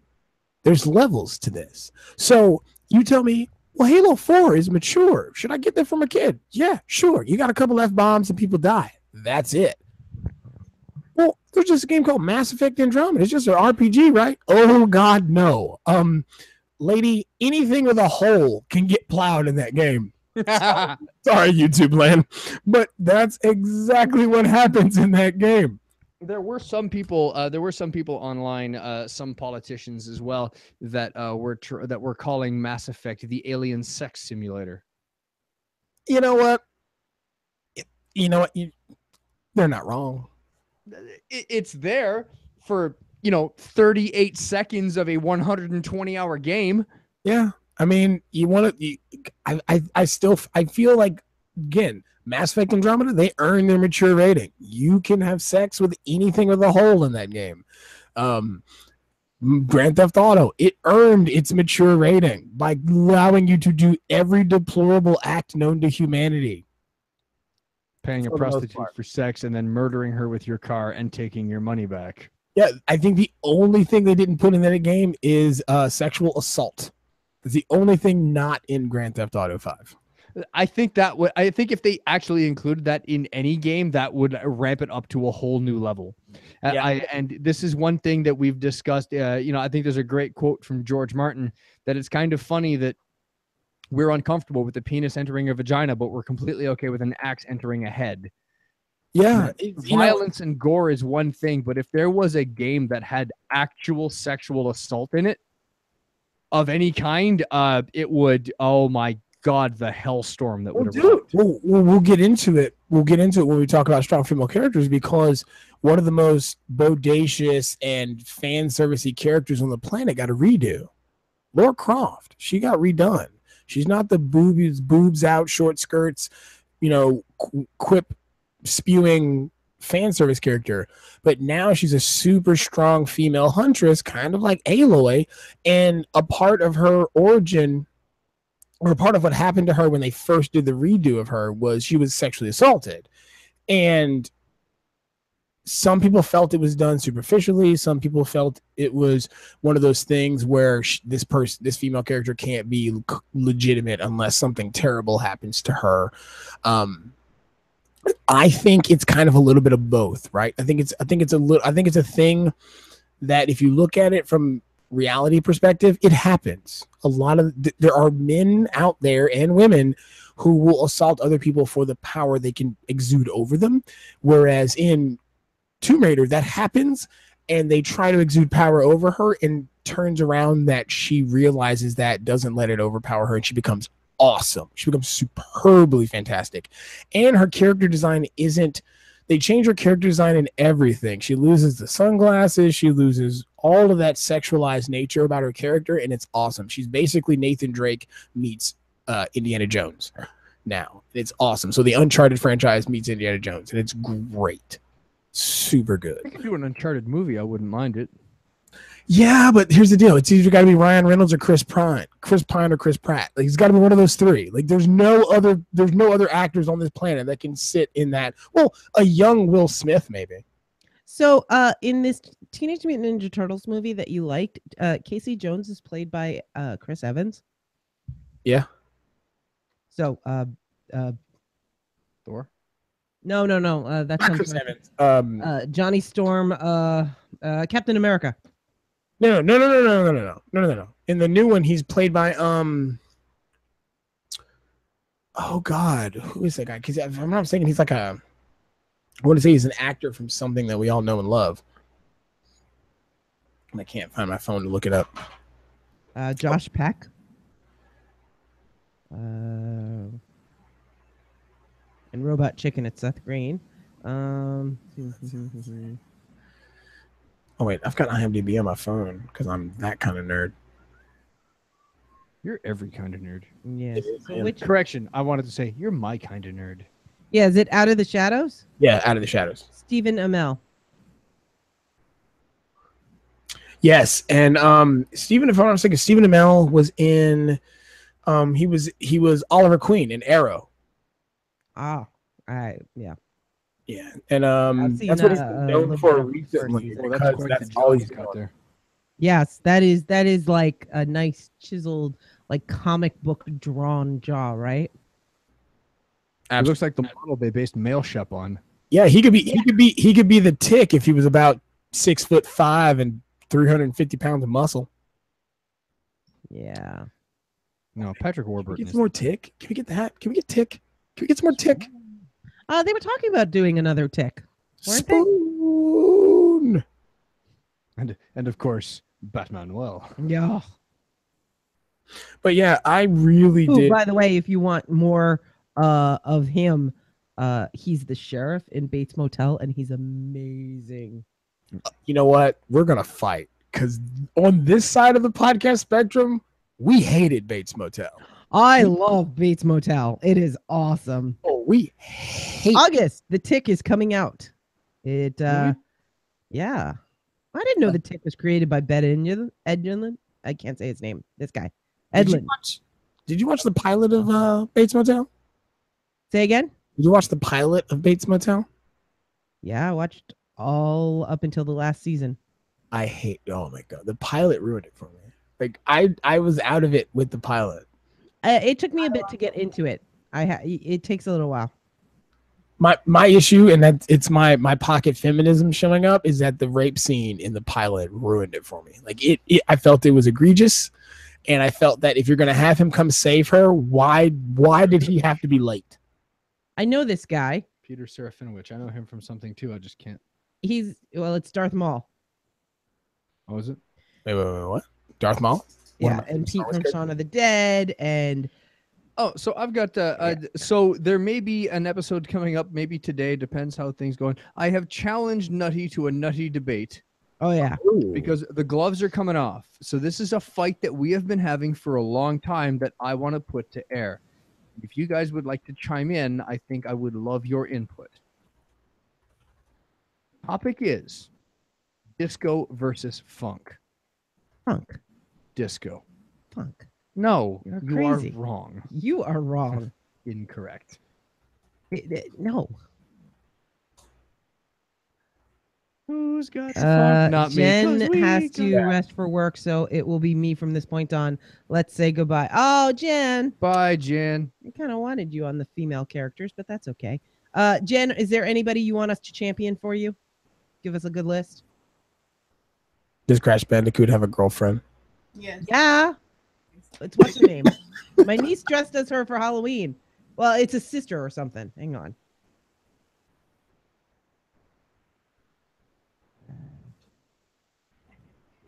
Let's see. I never had a PlayStation 1, so I never played Crash. I love my PlayStation. Yeah. Yeah. Let the internet world know. I never had a PlayStation 1. I was a 64 kid until the PlayStation 2 came out. Juana, Coco, that's who Kazandu dressed as.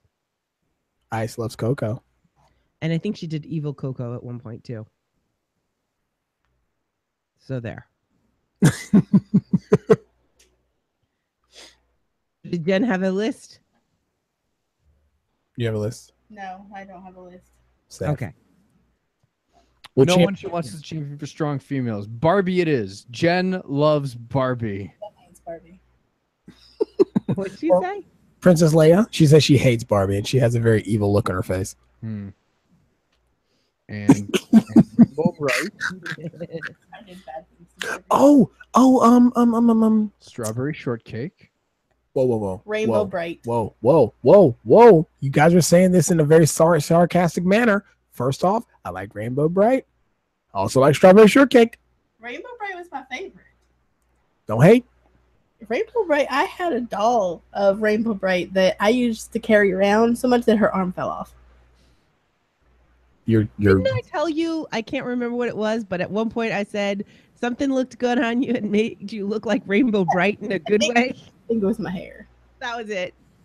The I only, loved it. the only doll I remember my sister having is my sister had a Cabbage Patch Baby, the little small ones. So it's a cloth doll with a hard plastic weighted head. And my sister found out very quickly that she could use that as a flail.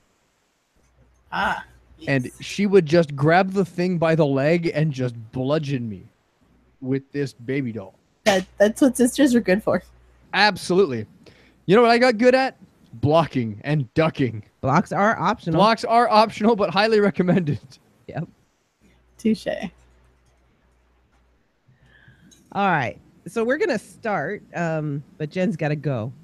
Yes, Jen has to work tonight, unfortunately. Bye, Jen. Boo. Bye. Have fun without me. I will. I'll listen to it later. It's never as fun without you. All right, she's gone. Let's start the real podcast that she doesn't know about. Cue the mariachi band. Thanks. Let's get. Can we get a revamp of all the old school cartoons? Can we get that? Can we get some? Can we get some new Speedy Gonzales? Can we get some new Tom and Jerry? How about that? And no new Tom and Jerry, because that's nothing but a horrible Crap, Tom and racist Jerry. Stereotype. I didn't even knew Tom and Jerry. Well, you know what? Here's the deal. By the way, they're already making a sequel to Space Jam starring LeBron James. Oh boy. Really? Andy says bye, Jen. Andy says bye, Jen. Bye, Andy. He didn't pronounce it right. It's bye, Jen. Okay, sorry, I didn't pronounce it right. I'm sure Andy pronounced it right. You know. Okay, so is he? Wait, so is he Nicolas Cage and Con Air? My daughter. Oh, that southern accent was bad. By the way, see, that's what we don't get when it comes to all these sequels. We don't get these new IPs where actors like Nicolas Cage can just be terrible, and it's amazing. I'm looking at you, Tim Curry in Congo with his Romanian philanthropist looking for gorillas. Like, oh my God. The problem that I love Con Air. To me, that's one of my perfect popcorn movies. I've got to say, yes. The problem with that movie is it was the first movie I saw with John Malkovich in it. And every time I see him in any time of serious role or in anything else, the only thing I see is Cyrus the Virus. Well, here's my thing. The worst part is I can't remember what came out first, if it was Con Air or Forrest Gump, because Bubba Gump's in that movie and he's awesome in that movie. I think And Con Air came out first. And Danny Trejo. Yes. And Steve Buscemi. I mean, that movie's amazing. And Cole Meany as a really pissed off. John Cusack is also in that movie. Cole Meany, if it's not Star Wars, he's the villain. Right. Just so you know. No matter how nice he seems, he is always the villain unless it's did I say Star Wars? Beat me. Star Trek. Yes, I realize that. Yeah. I deserve it. I was talking to somebody before because I was telling them, I was like, look, there's nothing wrong with a bad B movie. And here's the deal. Congo was not a B movie. That had a hot sauce at Taco Bell. Okay, Forrest Gump was made first. Okay, good. Didn't Con Air also have Dave Chappelle dying? Yes, it did. We had a really bad Dave Chappelle puppet in that movie. Oh, every movie should have a bad Dave Chappelle puppet in it. That's the commentary track. We could do a commentary track on Con Air. I don't want to do strong female characters with me as the only other chick. Well, you're a strong female. You trying to say you can't carry the weight for Jen? No, she's saying that us men can't possibly have an intelligent discussion about strong female It's characters. going to be nothing but boobs. That's exactly what it is. Well, fine. I'll just go along the trend that I've been on for the last several days and talk about penis. How about that? All right, we'll do strong female character. I wish I could throw. Let me see if I can grab another woman.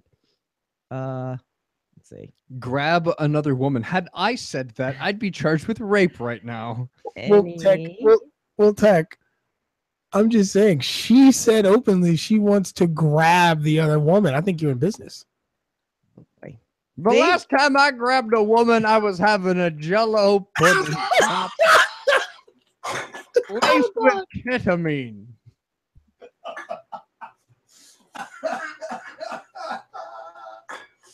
She's typing with rage and furious anger.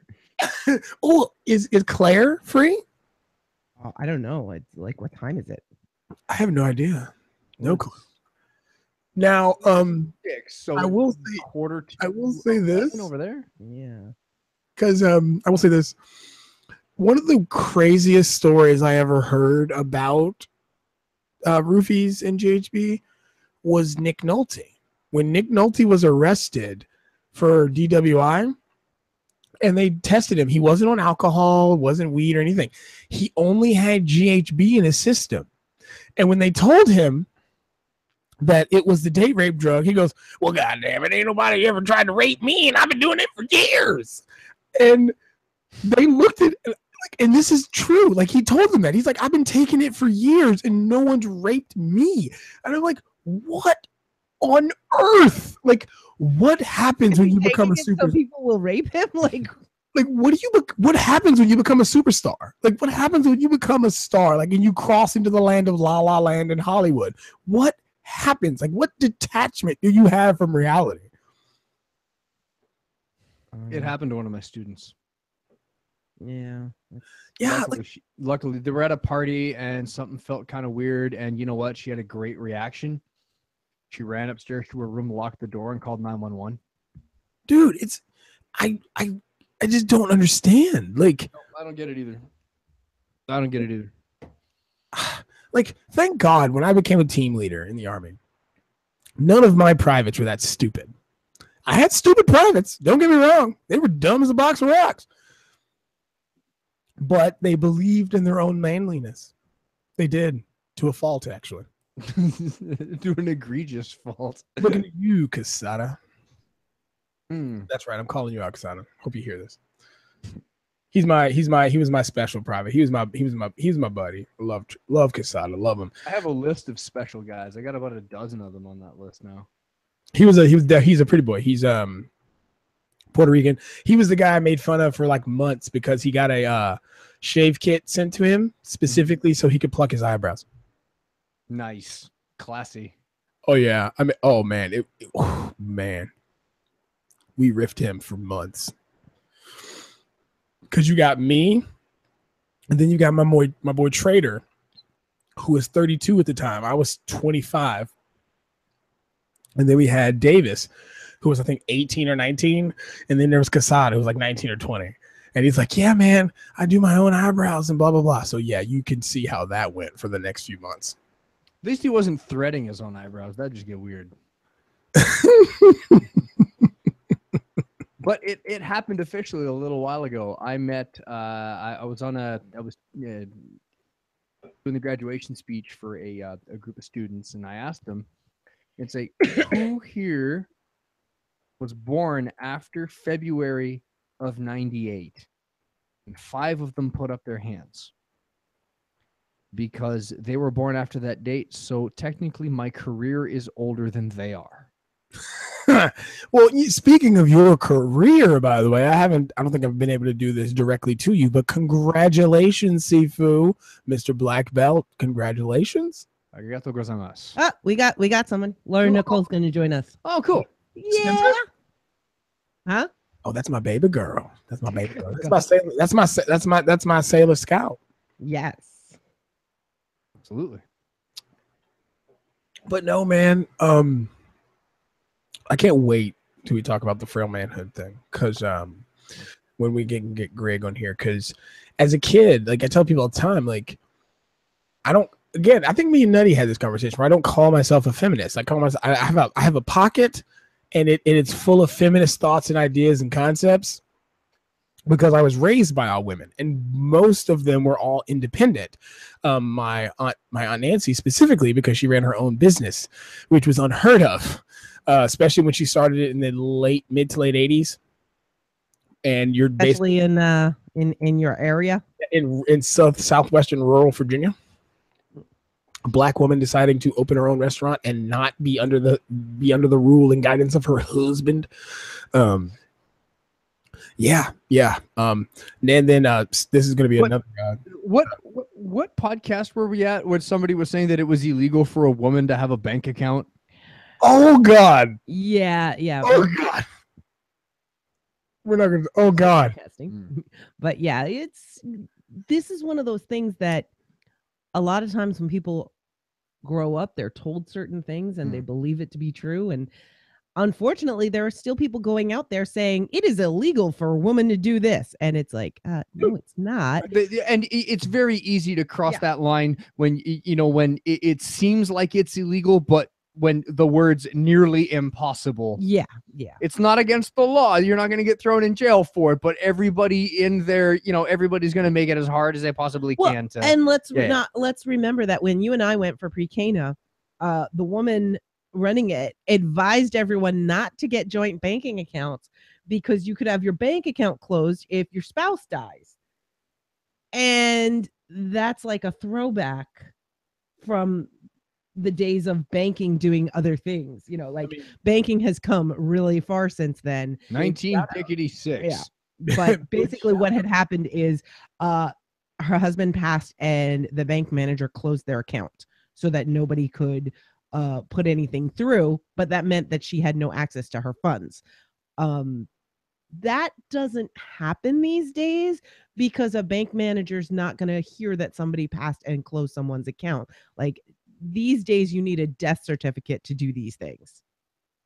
So technically, if you're the person presenting the death certificate, then you're the power of attorney. So yeah, well, and that's the thing. Well, and when you have a joint account, you need both parties to agree.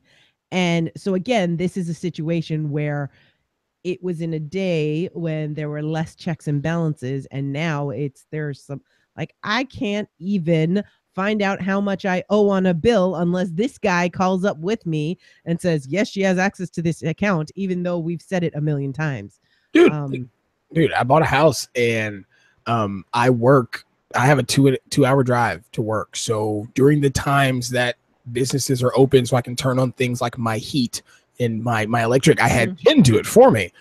And I literally have had to 3-way phone call with her, and we're not married or anything. Like, and here's the thing, like they act like, oh, wait, but we need the proper permission. Okay, how do you know that that's actually the dude on the phone? I could just get any dude to say yes. You know, I mean, hello, my name is Jason Banks. Something Southern, comic books, video games. Well, obviously, tech brown people all sound alike. That's true. Absolutely. But no, they all sound like Bill Cosby. Oh Lord. I gotta send you in the Jeez. Laura. But for the sake of convenience, we're just going to call Laura Jen. No, we're not. No, we're not. Now, I will say this though. Big shout out to Beth Macy. Beth Macy is the author of True Vine, the book. Yes. I know that name. That is a book about my family. My great uncle Willie and his brother Georgie were kidnapped as children because they were albino African Americans and sold into the circus. That's why I don't like the circus. I will say this: I like Circus Delay though, pretty great. But Ringling Brothers, Barnum and Bailey, all those guys, they can go eat a dick. But yeah, and here's the deal, and it's exactly what we're talking about when it comes to strong female characters, because their mother went against type. She was a barely educated woman who barely could read, if at all, and she fought and sued to get her children back. And at the time in Roanoke City, where we live, and where they lived and where I live, the guy she had to go up against, the main person was one of the head members of the Ku Klux Klan. So to have an African American woman tell him, no, those are my children, give them back, was very, very against type. And this is only 60 years ago. Yeah. There's a similar story from the same time up in Northern Ontario where I'm from, where there was a young married couple, the Dion family. She gave birth to quintuplets, and it was the first quintuplets born in Canada where all 5 lived. And the provincial government felt that, being poor farmers, they couldn't adequately take care of these 5 children at once, and that they couldn't do it right. So they came in and all 5 kids became wards of the state and were put into a special home with a glass ward where people could pay a couple of pennies and walk through and gawk. They turned them into a zoo exhibit. And there's a Quince Museum in my hometown, the Dion Quince Museum in my hometown, where you can go and you can read all about, and they made TV movies about how horribly, monstrously treated these kids were treated by the government because there happened to be 5 at once. Yeah. So before we go on, hi, Laura. Nope, you're unmuted. No, I'm not. There we go. Hello. Hi, Laura. So we have Laura usual, I walked into something that I was not expecting. Yep. When I got back from walking my dog, I did not expect to be like, hey, you want to be on Nutty Bites again? Sure. I think I have to put clothes on. No, you don't. You didn't have to. I mean, I'm technically naked from the waist down. It's fine. Yeah, but you don't have a Yeah. webcam. Exactly. So I was trying to be classy and say just from the waist down, but screw it. I'm bald naked. It's fine. You're always bald. I shave everywhere. it's Under this clothes, we're all naked. Yes.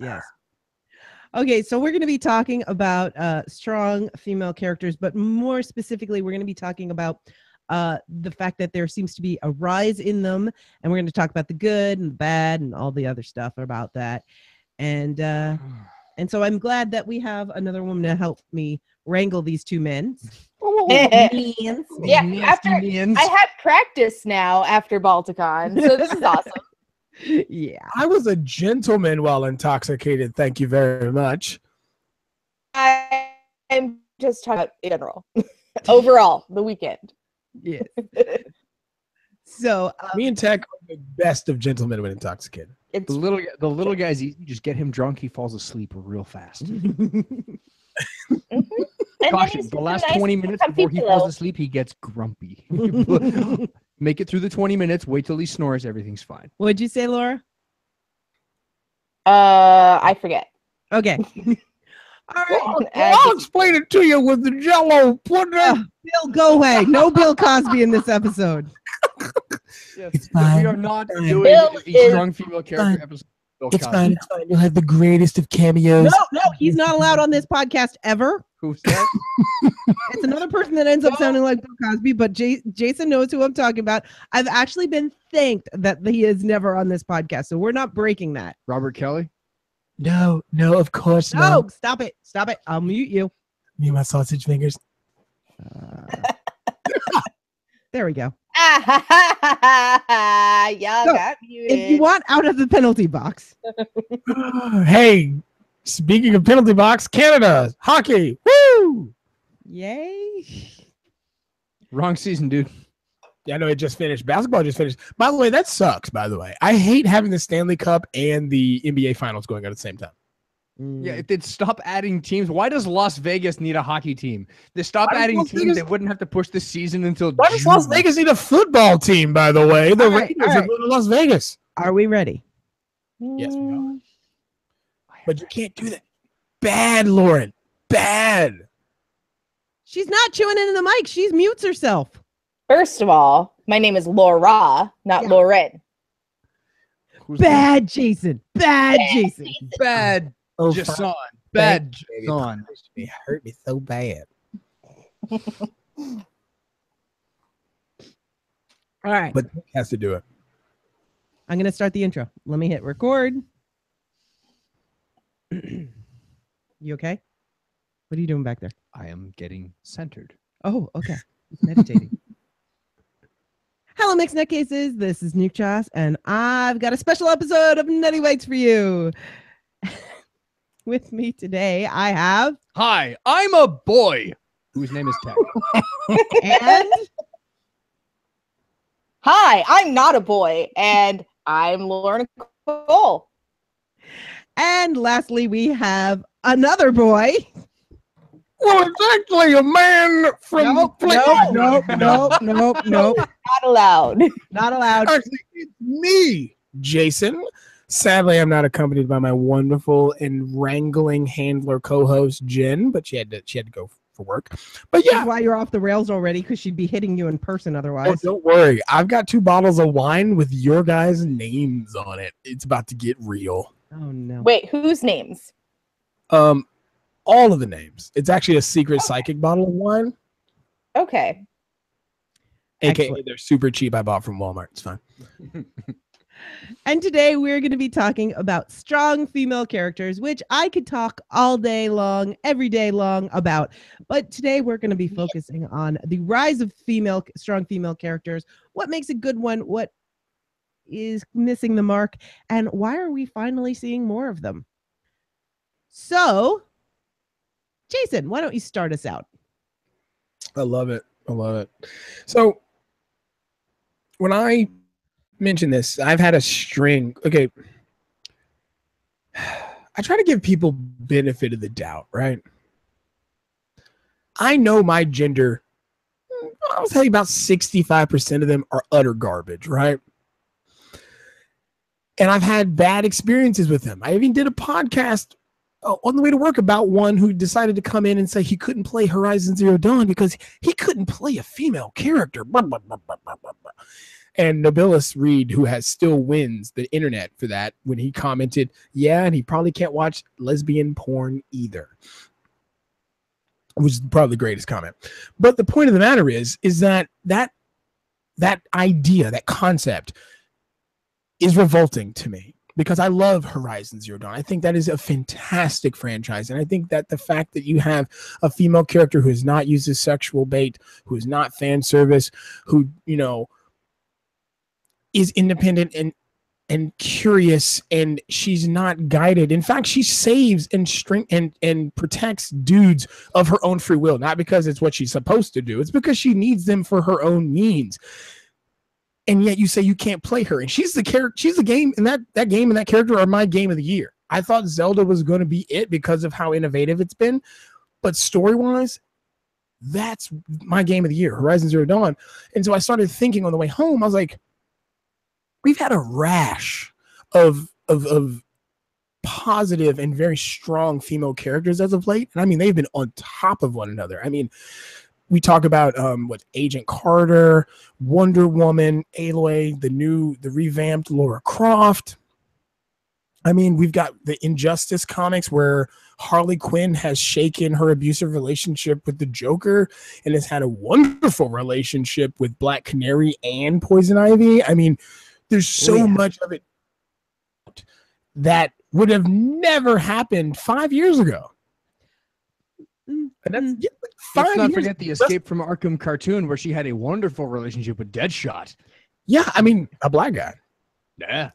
Go figure. But yeah, I mean, literally 5 years ago. Harley's not racist. She's fine with anybody. Exactly. Harley's not racist. But no, like, this type of character development amongst female characters would not have happened as early as 5 years ago. Well, I think that the interesting thing to note here is we've had quite a few movements of strong female characters resurgence. You know, in the early 2000s, there was the girl power movement, which was kind of like a backlash from the Riot Girl movement, which was awesome. I remember that period of time. Yeah, and we're like, yeah, we got all these great female characters. You know, we've got Buffy and Dana Scully and the Powerpuff Girls. And then you look at them with today's eyes and you realize, wow, that was pathetic. Dana Scully's wearing shoulder pads. Yes, Dana Scully's wearing shoulder pads, and she doesn't have her own office. He looks like a football player. But I mean, there have been many times that we've had these surges of strong female characters in the media, and when you look at the times in the past, it's not as progressive as you thought it was when you were living in there. And speaking of that, what was the trope with Dana Scully? Every time she has her gun, every time she has her gun, she doesn't need it. Anytime she needs her gun, she can't find it. Right. Yes. That's what it is. Because she's actually pretty good with a gun, and so they can't make her a damsel in distress if she has it. So that ended up being a trope.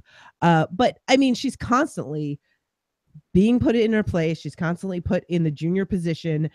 Meanwhile, she's the one with the medical degrees. She's the one with the experience. Oh, and she's the one with the credibility.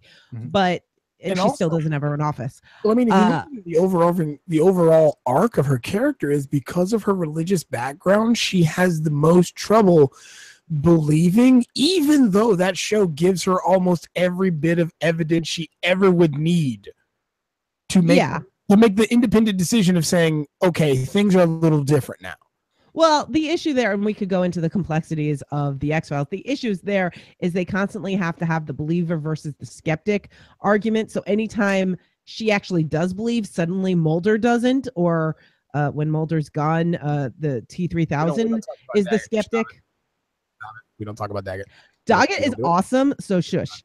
Anyway, he is awesome, but we're getting a good surge of it right now, and every time we get one of these surges, one of these bumps, it makes our collective consciousness better. It makes us look at things better. So I'll be really interested when, 15, 20 years in the future, I look back and I see characters like the recent Wonder Woman, like Harley Quinn, and I go, oh man, that's what they thought was a strong female character and progressive back then. I look forward to that time. Yeah. Laura, what are some of the strong female, like what are some of the things that you think are influencing this surge of strong female characters currently? Well, I think a lot of it has to do with society's awakening in a lot of various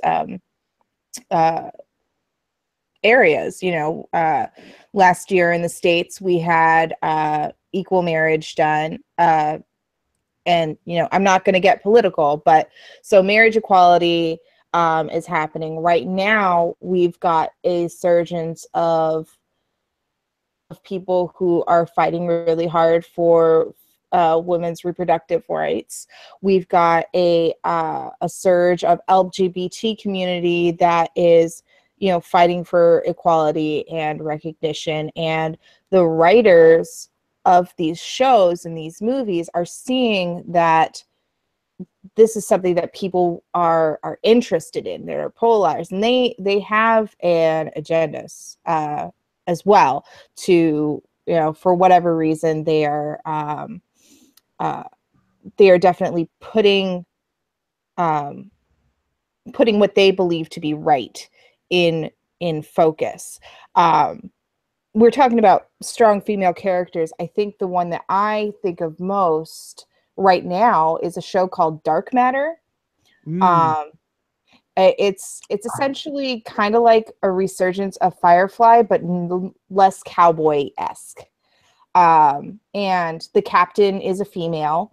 And there's also a female like crime boss, which is neat.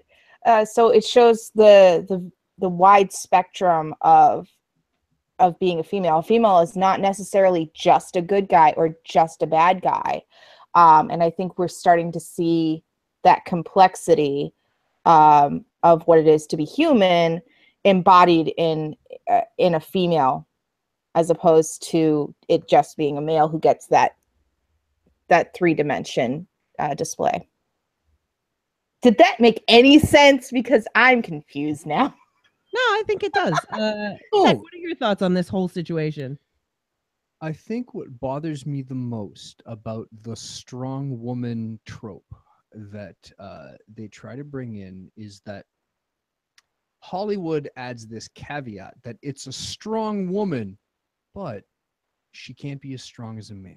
And that even when it's supposed to be your like lead character in a movie, and it's especially true in the fighting, where the lead female, the strong, independent, self-rescuing princess who is going out and beating up all the bad guys has to do so with flashy spinny kicks and choking the guy out with her thighs because. And the explanation is always, well, because women aren't as strong as men, and there's no way you could expect a woman to ever knock out a man, so she has to use her legs because her legs are stronger. And that's why they do spinny kicks. No, they do spinny kicks because they look sexy when the girl in the hot pants is doing them. You tell me that Ronda Rousey or Chris Cyborg doesn't have enough power to knock you out? You're telling me that Ronda Rousey doing an Ogoshi throw on you is not going to knock you flat on your behind? There's something wrong with you. And then you talk to all the females that are in the 101st, and they would get up in arms. Yeah, it's the women, and it's also true in women that you see in media in leadership roles. First off, Laura. Sorry. Hold on, I'm not done. She mentioned the 101, and she didn't mention the 501st. I have issues with that. Okay, well, you mute yourself again. Yeah. Let Tech finish. No mansplaining to another man, okay? Yeah, let me finish. It's also true with women in leadership roles, where a woman in a leadership role has to be mean and cold and heartless and just a complete word I'm not allowed to say on this podcast because that's what it takes to be a woman in charge. And I have there are women leaders in my organization, in my army, that I have met and I have been to war with, and I have been with women that have led troops in combat, and they are the nicest, sweetest people on earth. And there is absolutely no way that they have to be these cold ice queens that the media seems to think that you have to be this cold thing with gray makeup and shoulder pads, and you have to be mean to all the men underneath you, that's the only way you're ever going to proceed in a man's world. No, you proceed in a man's world by being really, really good at your job. I think one of the things that we heard in the military from our female drill instructors was that you will have to work 3 or more times harder than your male counterparts just to be recognized. And I can see that. It's you know what, even in the Canadian military, where it tends to be a lot more progressive, it's, you know what, it is not an easy ladder to climb, but Nope. The troops that do have earned it. Yeah. And I think that they're being portrayed wrongly.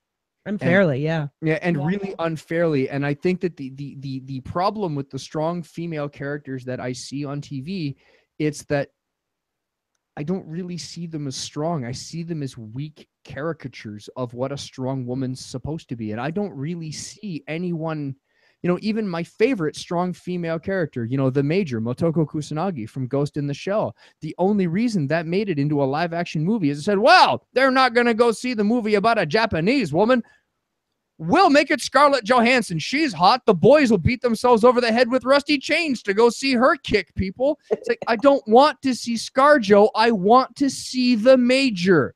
And you're telling me that there is not a beautiful, competent, intelligent, athletic Japanese woman that can play this part? It's a country of 300 million I people. was just thinking that. Well, and we've already figured out that, like, we can name off a bunch of them already. The Mako from Pacific Rim, or Jessica Henwick, who's in Game of Thrones, Colleen and Wing. Iron You're Fist. telling me Colleen Wing couldn't play the Major? Yeah, I mean, or the girl from Teen Wolf from MTV. She plays the Kitsune. yeah, there's we could cast it, no problem, but they didn't bother to ask a fan. Now, I want to get back to what Laura was talking about, how what they told them in the military, and it reminds me of a famous quote that I absolutely love, and it's Ginger Rogers did everything that Fred did, but backwards and in heels. Yes. And I think that is something that I love that quote.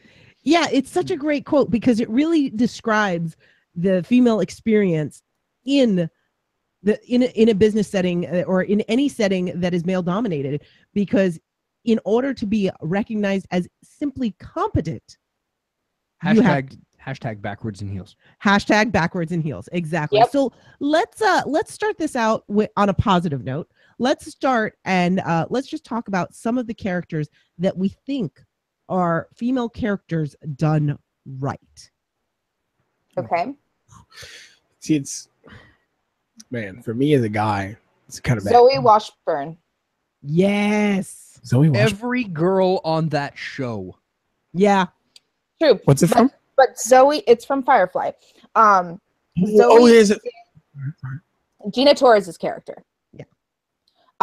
Zoe is stronger than her husband. Mm-hmm. She has the same military background as Mal. She is intimidating but soft at the same time. Arguably, she's not stronger screwing than the Mal captain either. because he uses her as muscle. Yeah. Yes. More than once. Yes. She's not screwing Mal, by the way, which is a very bad rash of where the second in command has to be having sex with the leader. Yeah. Mm-hmm. She And openly I love that they refuses- addressed it in an episode Yes. with her husband. I think that was a great episode. And I want to add to that because I 100% agree. And Zoe Washburn is always one of my favorites. And I do agree with Tech also that all of the women on that show are great examples. And we've talked about her. We basically rated her and Wash as our favorite couple in a previous episode because she's strong. She kicks butt. She has her own agency. She has control over her own life. While, yes, she is second in command, she's part of the decision-making process, and she's there because she wants to be. She Mhm. chose her husband. She is in control of her own destiny and sexual agency as well. Good She is a plot. sexual being. She enjoys it. She likes it. We know it. She's also emotional.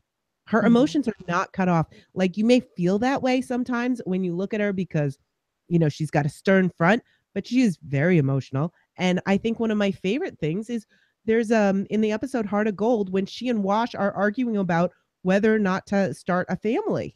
Mhm. And I thought that was such a deep cut to how women feel, because you want the career, you want the love, you want the family, some, not all, but that these are things that we talk about. And you know what? You don't just have kids, it's a discussion. It's Mhm. a decision. When Mal makes fun of Kaylee for wanting that dress Yes. and she storms off, and then Zoe just walks up to the captain and says something to the line you messed up, right? Yeah. You're gonna Mhm. make this better. And just leaves it at that. Just Mhm. no, you've done something wrong. And it's a threat implied. Yeah. I also, talking about Firefly, because everybody talks about Firefly, and that's just because it's well known and people can recognize it. We're talking about strong female characters, and you've got Inara. I know we said all of the different characters, but Inara is the opposite side. She's secretly strong. In her training, she takes no shame in her sexuality or in her work as a companion, and she uses the tools that she has to her advantage, her guile, her strategy, and her ability to read people, which is something that women throughout history have used to be spies. So I think that's also something worth mentioning. And if we go into video games, we could talk about all the bards in Dragon Age, because it's my favorite series ever. I just want to stick with Firefly real quick, because Yes. then we have to also address Kaylee. Yes. She's not a fighter. She's Nope. not a fighter at all. She's not the companion. So sex is not her tool. She's a fantastic mechanic. She's completely pure. And yet she has dirty thoughts, and her purity has nothing to do with her hot. Yeah, like her purity has nothing to do with virginity or any of these societal constructs of what innocence. makes a woman pure. Yeah, she's just innocent. She is innocent at the core, but she's completely competent. She's smart. She's sassy, and everybody loves her. I mean, And she wears her heart on her sleeve. She's not infantilized. She's Yes. not like a grown-up 8-year-old. No, and also I think what makes her character the best is that she's never sexualized. In fact, she purposely and is done to be a very tomboyish character, and she dresses for the part. She wears overalls. Because she's going to be working as a mechanic, whereas character actors like Michelle Rodriguez was a beautiful woman, great physical actor, can play a tough woman without trying. Always has her midriff showing. Exactly. Yeah. She has to be sexy and to pull off being a woman and tough, right? Kaylee does it. She's tough, and she does it by doing a tough job. I'm going to just say it right now. I don't know how to change the oil in my own truck, but you know what? If Kaylee came up to me and was like, hey, I'm going to fix your vehicle, I'd be like, go ahead. Handle Can your I watch? business, girl. Yeah, Can I watch? Can I learn from you? because that's sexy. That's sexy. And like you said, I mean, she's not bearing her midriff, but she still has sexual agency. She has control over her own sexuality, and she has, desires and wants, and she does things when she wants to do them. And I think that is so refreshing. Yeah. And when he talked about the episode with the dress, Mm-hmm. that was a choice she wanted to make because she realized how she was being perceived. And she thought, you know what? That's a really pretty dress. I would like that dress. And Mal, being the a-hole that he is, even though he's the lovable a-hole we all love, Captain Sexy Pants, he kind of stepped all over that. And he had to make amends because here's the deal. He bought her the dress. Yeah, here's the deal. As great of a captain as he is, and a good combatant, and a charismatic leader, he can't fix his ship. Mm-hmm. No. So without her, it's dead in the water. Well, and she's more than just the mechanic at this point also. Absolutely. You know, that crew is a family, and there's some people they can do without, they can't do without Kaylee. Kaylee is the heart. So what are some other really great examples of strong female characters done well? I'll give you my favorite example, and it's a very old one from the late 60s from my favorite TV show called Get Smart. And it's the story of Maxwell Smart, Agent 86 of Control. You might know it as an 80s TV cartoon show called Inspector Gadget. We're going to be in the cone of show, and also had Don Adams doing the voice of Inspector Gadget. He was the lead in Get Smart. Now, his wife, Agent 99, was also the same character in Inspector Gadget. It was his niece, Penny, in that case, who is the hyper competent, incredible super spy agent that gets it all done. But because it's just a girl, she gets no credit for it whatsoever. And it's Max that gets the credit for everything, even though he is the bumbling buffoon. He is the butt of all the jokes. But he's a really good fighter, and he's kind of dashing looking, and because he's the man's, he gets the credits. And she sticks by him. Why? Because she loves him. And didn't they remake this movie with Steve Carell and Anna Hathaway? They did, and that's a really good kind of a nod and a joke to the fans, but it doesn't stand up on its own. And as much as I love Anne Hathaway, she got the character completely wrong. Yeah. And I'm not going to blame Anne because I love her to death. I really think the writers got the character of 99 wrong. The original TV show, it's gags like this, where she says, Max, what we need to do is we need to go in through the back door of the building. And he goes, 99? That's a stupid idea. That is the worst idea I've ever heard. How could you possibly say that? What we need to do is come in through the back door. Great idea, Max. And all she says is, great idea, Max, and rolls her eyes. And I think if it was done exactly that way today, it wouldn't work. But you have to Barbara remember, Feldon, I love you so much. You have to remember the time that this movie was made. There's a TV series back then, and there's even an episode. They're talking about the unions. There's like the chaos agents go on strike and everything.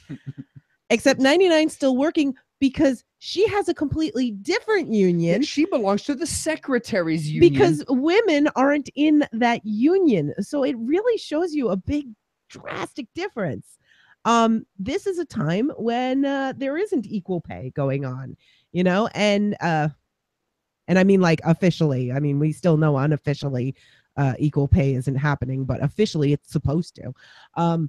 And she's a strong character, not just because she's a competent agent, which she is, not just because she can fight and she can shoot and she's smart and she does all of these things. But again, and I really believe that a strong female character has emotions, has agency, and has control of their own personhood.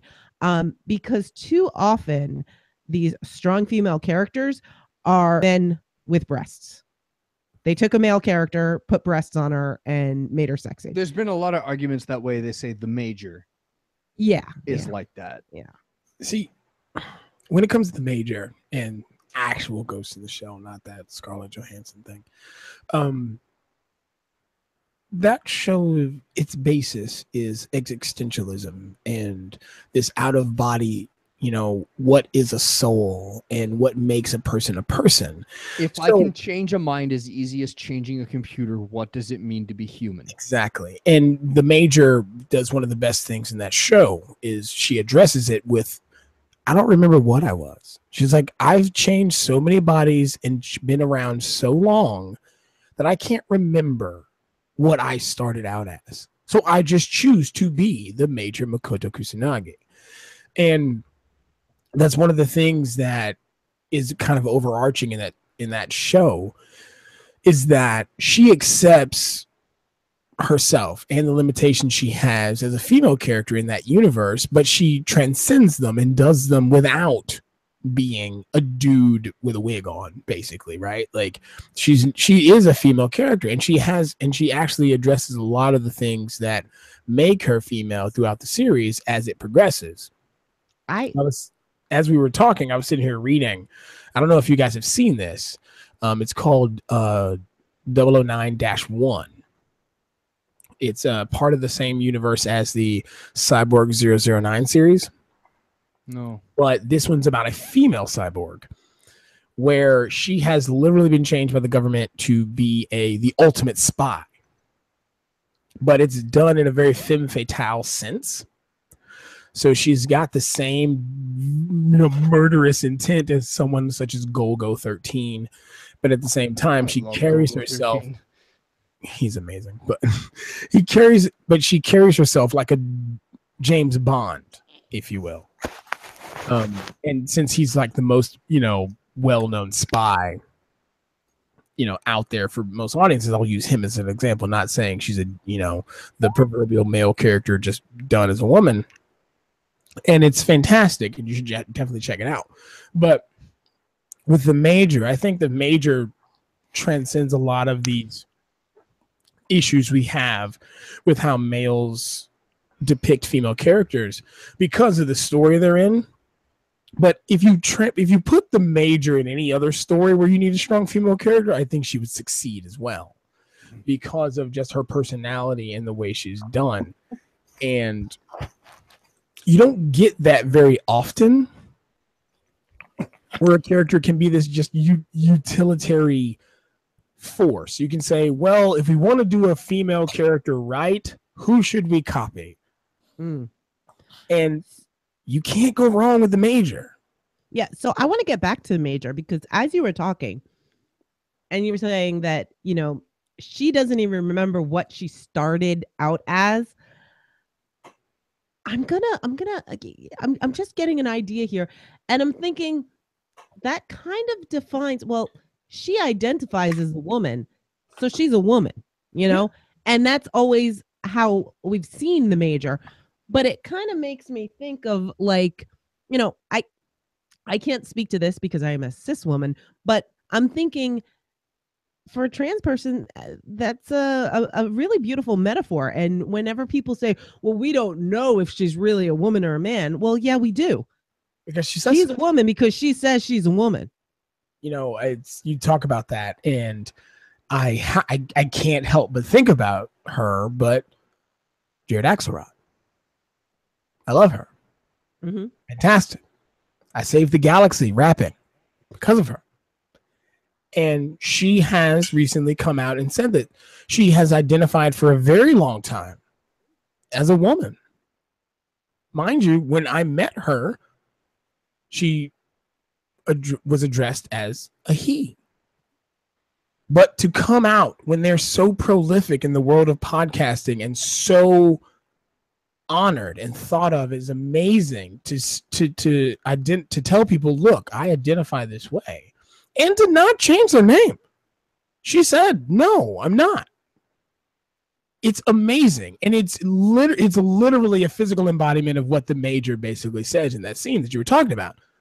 She identifies as a woman. It's the only thing she knows. She can't remember anything else, and she chooses to. She could have simply said, well, I can't remember, so I'll be a dude. It'll be easier for me. But no, she chose to be a woman, and you can infer that she likes being a woman better than she did if someone referred to her as a man or something like that nature. And it's absolutely fantastic because there's no if, ands, or buts about it, right? Mm-hmm. You straight up, you say, Major, what are you? And Major says, I'm a girl. Yep. So I'm gonna talk about the big pink elephant in the room because it's the spring to summer box office smash hit. And I'm gonna talk a little bit about Wonder Woman. Now, Wonder Woman to me has always been like the goal, the ideal. And she's your friend. I love Wonder Woman. She is my icon. I have cosplayed her. I have the Wonder Woman hoodie. I have Wonder Woman everything. I love Wonder Woman and have since I was a little girl. And this movie, I am so happy that it was a success. It is the best DC movie out there. I think it's and this is saying something because the original Michael Keaton Batman was the number one for me up until this movie, and it just ekes out ahead. Now, I do have some criticism. There's not enough flaws in Diana in Wonder Woman, but that's okay. I'll give it time. What? It's the best DC movie. Yeah. It didn't have to go far to get there. Right. That's yeah. The problem I've got is that I wasn't finished, but yeah. Please, okay. Allow me my Wonder Woman Yep, go rant, ahead. but please finish your thoughts. So it's not the best comic book movie, and it's not even in my top 5. I loved it. It was awesome. I want to see more, but there's been better out there. But Wonder Woman will always be a fantastic character for me. And I'm so glad that they did not bog this movie down with a romance, because for some reason, if there's a woman on screen, she is a romantic option. And we don't need that. So what would you put above Wonder Woman for superhero movies, female, or just a better female oriented, female driven movie? Well, and see, that's the problem. Do we have them? For the comic books, and I'm speaking specifically for comic books, and this is the problem. We don't have many female led at all. We're not going to talk about certain things, and it begins with a C and ends with a woman. That wasn't Catwoman, okay? That was the name. It was put out by DC, but it had nothing to do with the lore, and they never put it as part of their canon, and that is not Catwoman. Yeah, the telling thing there was that it was a Catwoman movie, but her name wasn't Selena Kyle. Yeah. Yes. Patrice, I think. I forget. Whatever. It was bad. It is. We don't have any movies about women. The closest thing I would say, we've got Harley Quinn in Suicide Squad, but that's not about her. She's just one of the main. The whole reason anybody watches Suicide Squad is Harley Quinn. But hey, I'm finishing my rant here. You brought up Suicide Squad. I want to rant now. Really, what can I think of anything closely related to comic books that is led by a woman? Is Red Sonja. And that's in the 80s with Brigitte Nielsen, and it's not a great movie, but I love it. Yeah, but I can't the origin of that movie, the reason why that movie exists bothers me. Okay. And that's from a story point, because Conan, Yes. Arnold Schwarzenegger's character, was looking for a wife. Yes. But so they made a movie to make the sequel. But they specifically said, "Oh, it's not Conan. It's not Conan." Anyway, Tech, your rant, go ahead. Wonder Woman. I enjoyed it. It was a good time at the movies. The problem I've got is that they had the chance to do something great, and what they decided to do instead was, let's make something good so that the guys will want to watch too. Instead of making a great movie and then just having it stand on its own merits. And the problem I've got is that there are scenes where they couldn't decide if they wanted to make a war flick or a shampoo commercial. They're in the trenches in France in 1918, World War I, German machine guns thudding overhead.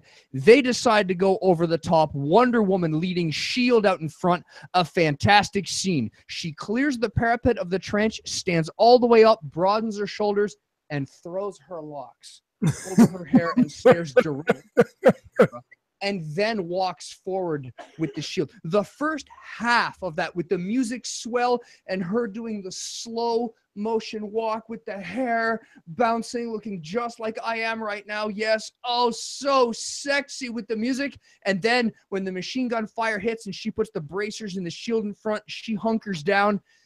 The second half of that scene is amazing. The first half was a shampoo commercial. And I don't know how many times in that movie there's a scene of her being strong and amazing and a good fighter, and she knocks a dude out and stops and stares at the camera and throws the hair over her shoulder and then moves on to the next guy to kill. And Gail Gadot did such a good job with what she had. I wish they'd have given her more things to do and less shampoo commercial to do Now, it in. To be fair, I will work on the half of the director, because the director was a woman. The director was a female. She did the movie Monster, which is a and she got fantastic an Oscar for that. Exactly. And I think she might have been doing that on purpose to kind of poke fun at that whole dynamic, right? Like, she's doing these super and you have the Wonder Woman theme playing in the background, and you have Linda Carter there sort of winking at the camera, doing a spin transformation change, and you completely hang a giant sequined lampshade on it. I really did expect at one point when she's walking out of the trench, I thought there was going to be a spinning change. I thought there was going to be a spinning change. You have, yeah, you're right. If you do it once, but if you do it continuously throughout every action scene in the movie, that she stops, looks at the camera, hair over the shoulder, and then moves on. It just let's be honest. Let's be honest. How many as men? How often do we listen without getting hammered over the head with it? I mean, we don't listen. We're kind of hard-headed. So you might are you saying it was dumbed down for you guys? Because we don't need it dumbed down for you guys. Look, we have to sit through your movies. We don't have to dumb it down for you. Exactly, and that's and I agree with it's a fair point, the shampoo commercial, but I will give that movie credit because number one, General Buttercup, I forget her name. She's amazing. You're muted. General Buttercup? Hang on, Laura's got something to say. I need to see this movie. Okay, can you hear me now? Yes. Yep. Great. That's Antiope. Thank you. And so General Buttercup. General Buttercup, Antiope. It's Robin Wright. Everybody knows her as Princess Buttercup and House of Cards. She's a general. She's a warrior. She's amazing. She's allowed to look her age. Mm-hmm. She's allowed to have lines on her face. And when she slams down on that beach, there is thigh jiggle. Mm. And that thigh jiggle is amazing. Mm.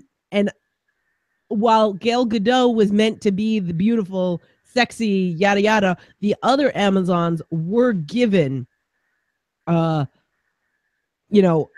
ability to not have to be the shampoo to be commercial. Women. Yes, to be women.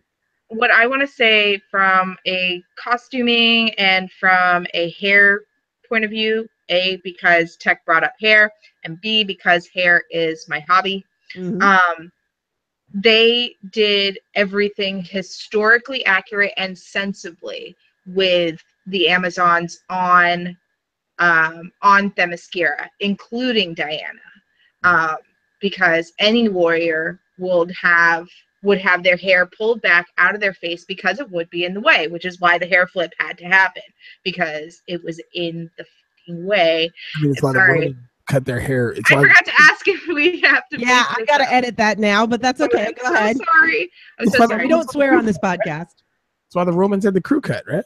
Yes, that's why the Romans had the crew cut. Exactly. So, but also it doesn't make sense for the World War I time period because she would have also had her hair up, so it doesn't make sense. Yeah.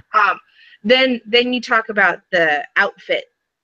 I've heard people say, "Oh, the outfit's too skimpy. It's anti-feminist." No, the outfit is historically accurate. Yeah, the outfit, I don't mind. The outfit, there's nothing about it that bothered me. I loved that it had the classic magical skirt that you see in a lot of movies that you never get an upskirt shot, no matter how high or spinny the kick is or how low angle the falling scene is. It is a magic skirt that prevents the view of any underpants at all at any times. I'm a guy. I look out for these things. I never saw nothing. And we appreciate that. And it's highly appreciated that they weren't, it wasn't there to titillate that, it's a short skirt and a low cut top showing cleave. No, it was a well done battle outfit, and it was, she had mobility in it, and they shot the scenes in such a way that it wasn't gratuitous. Yeah, and we do have something from the chat here. Annie Luke says not to dismiss that awesome rant, but isn't that the same run and pose direction we get in male superhero movies? This is why You are 100% correct. the first Wolverine movie Ugh. I call a shampoo commercial, and it's awful.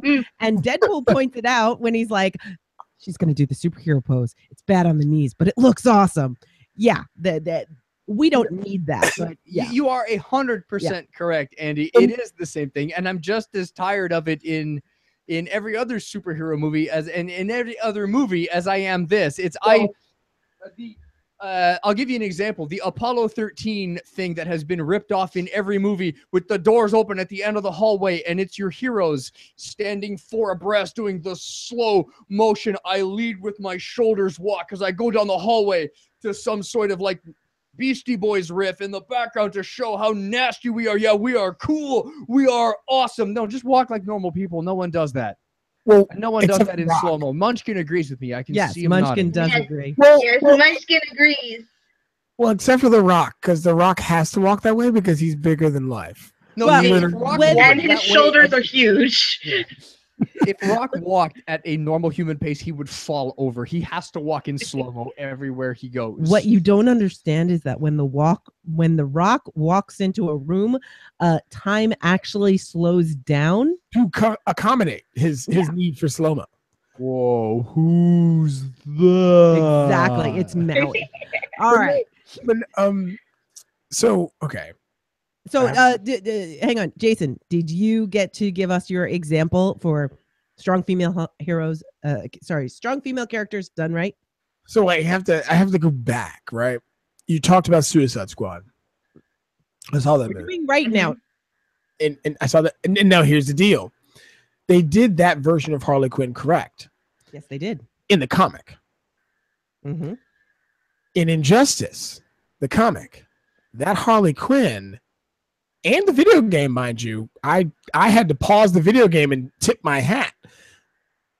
They correct her relationship with the Joker. Her relationship with the Joker is an abusive relationship. She is an abused woman who has an abused woman syndrome and accepts the Joker because of that abuse. In Injustice, they go out of their way to have her squash that and to remove the Joker. And in the Injustice comics, she does that. And Wait. Okay. So, spoiler alert for Injustice Comics. When you say remove the Joker, is she the one that kills him? no. Okay, because she is in the Shinies comic, which is awesome. So okay. Spoiler, a little bit of a spoiler, but it's not. Superman is poisoned and drugged by the Joker because the Joker realizes that Batman will go above and beyond what he needs to do to stop the Joker, right? We know Batman will stop the Joker because he's Batman. You know who won't? The Boy Scout, the boy in blue, because he's a Boy Scout. He won't go that far. He can't have those dark intentions to stop a person. He just can't. It's not in his character.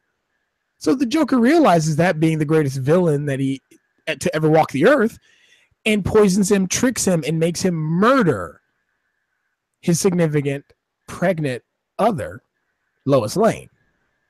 Superman then murders the Joker by snapping his neck like a toothpick and then telling the rest of the human earth that if you are a villain or a criminal and you cross paths with me, I will kill you because you are not worth redeeming.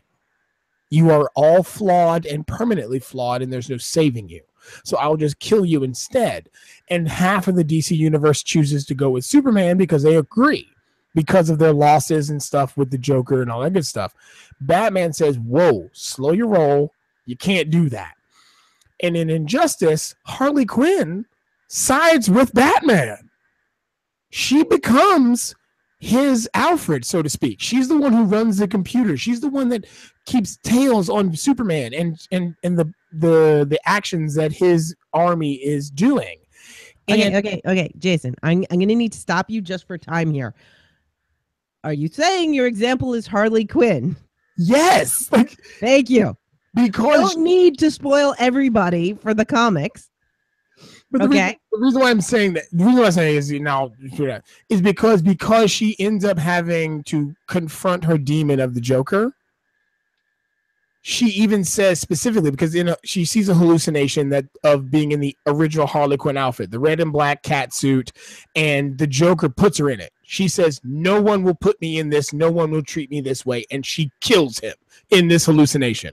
And they squash that and retcon her story to make it not an abusive acceptance relationship, because that's what that character was throughout the history of her origin, was that it was a woman accepting the abuse of another to validate herself. Okay, so I agree. I think that Harley Quinn is an amazing character. Harley's always been one of my favorites. And it's not because she's an abused woman, but I think that it's really interesting that they have told that story. And I think that's helpful for women who have, because, you know, a large percentage of women have suffered some form of abuse, so that having this kind of a representation is helpful. But she's amazing because she is always strong, and she is always in control of herself, even when she's being manipulated. Strange enough to say. She's in charge of her own sexuality. Yes, and that's the beauty of the character to me, is that no matter how, let me explain this for you. Let me mansplain this. Oh, okay. He's gonna tell me why I like Harley Quinn. Like gotcha. Harley. Absolutely. There has to be some mansplaining going on. This show's too girly. Let me boy this up for you. No, it's that her relationship with the Joker, especially in, you know, my favorite version of her is in the Arkham games. It's that it's a weakness. Yes. It's a flaw that she is stuck with this hideous, grotesque monster, and that all of her strength, her independence, her autonomy, all of these things are then the foil is that, well, I got to go back to Mr. J now. And, you know, he says, if I capture you, Bats, we're going to get married. And she fell for it again. Oh, Harley. Oh, poor Harley. We love you so much. Is that a window? And when you realize that the voice actress is Tara Strong, and that that's Twilight Sparkle, the My Little Pony, is playing Harley Quinn. Well, and who's the original? I forget the original's name. The original is the one that made the character, and only Tara can follow her up. For me, Harley is a fantastic character because the Joker is not her defining characteristic, where you think it is because she was written to be the Joker's girlfriend and she takes on the clown motif and everything, but she is her own character in her own right, and she's very pinup oriented. And seeing her afterwards shows us how much of her personality is her own and not the Joker's. And she did not start out pinup; she started out classic Harlequin clown. And she's also a doctor, damn it. Yes, and she's a doctor. She is a Dr. Quinzel. Psychiatrist, you know. She has a full thing. So Laura, you wanted to talk about someone from Dragon Age Inquisition. So DC Comics, I am seen from them, but I am not a uber fan. Just because a weird relationship. But I am a fan of BioWare, and I am a fan of the video game series Dragon Age. And we're talking about strong female characters. And there's a character throughout the series, Leliana, who I think is a great character, very well faceted as far as different dimensions of her person. She was a bard in Orlais. She was forced to do some really awful that too. Is that the Spy Master? Yeah, she's awesome. Yeah, she's awesome. But she starts out, you know, she has to do a whole bunch of weird, terrible things for a bard master. The bard master betrays her. She goes to a chantry to go and get redemption, but gets pulled back to that life to save the world of Thedas.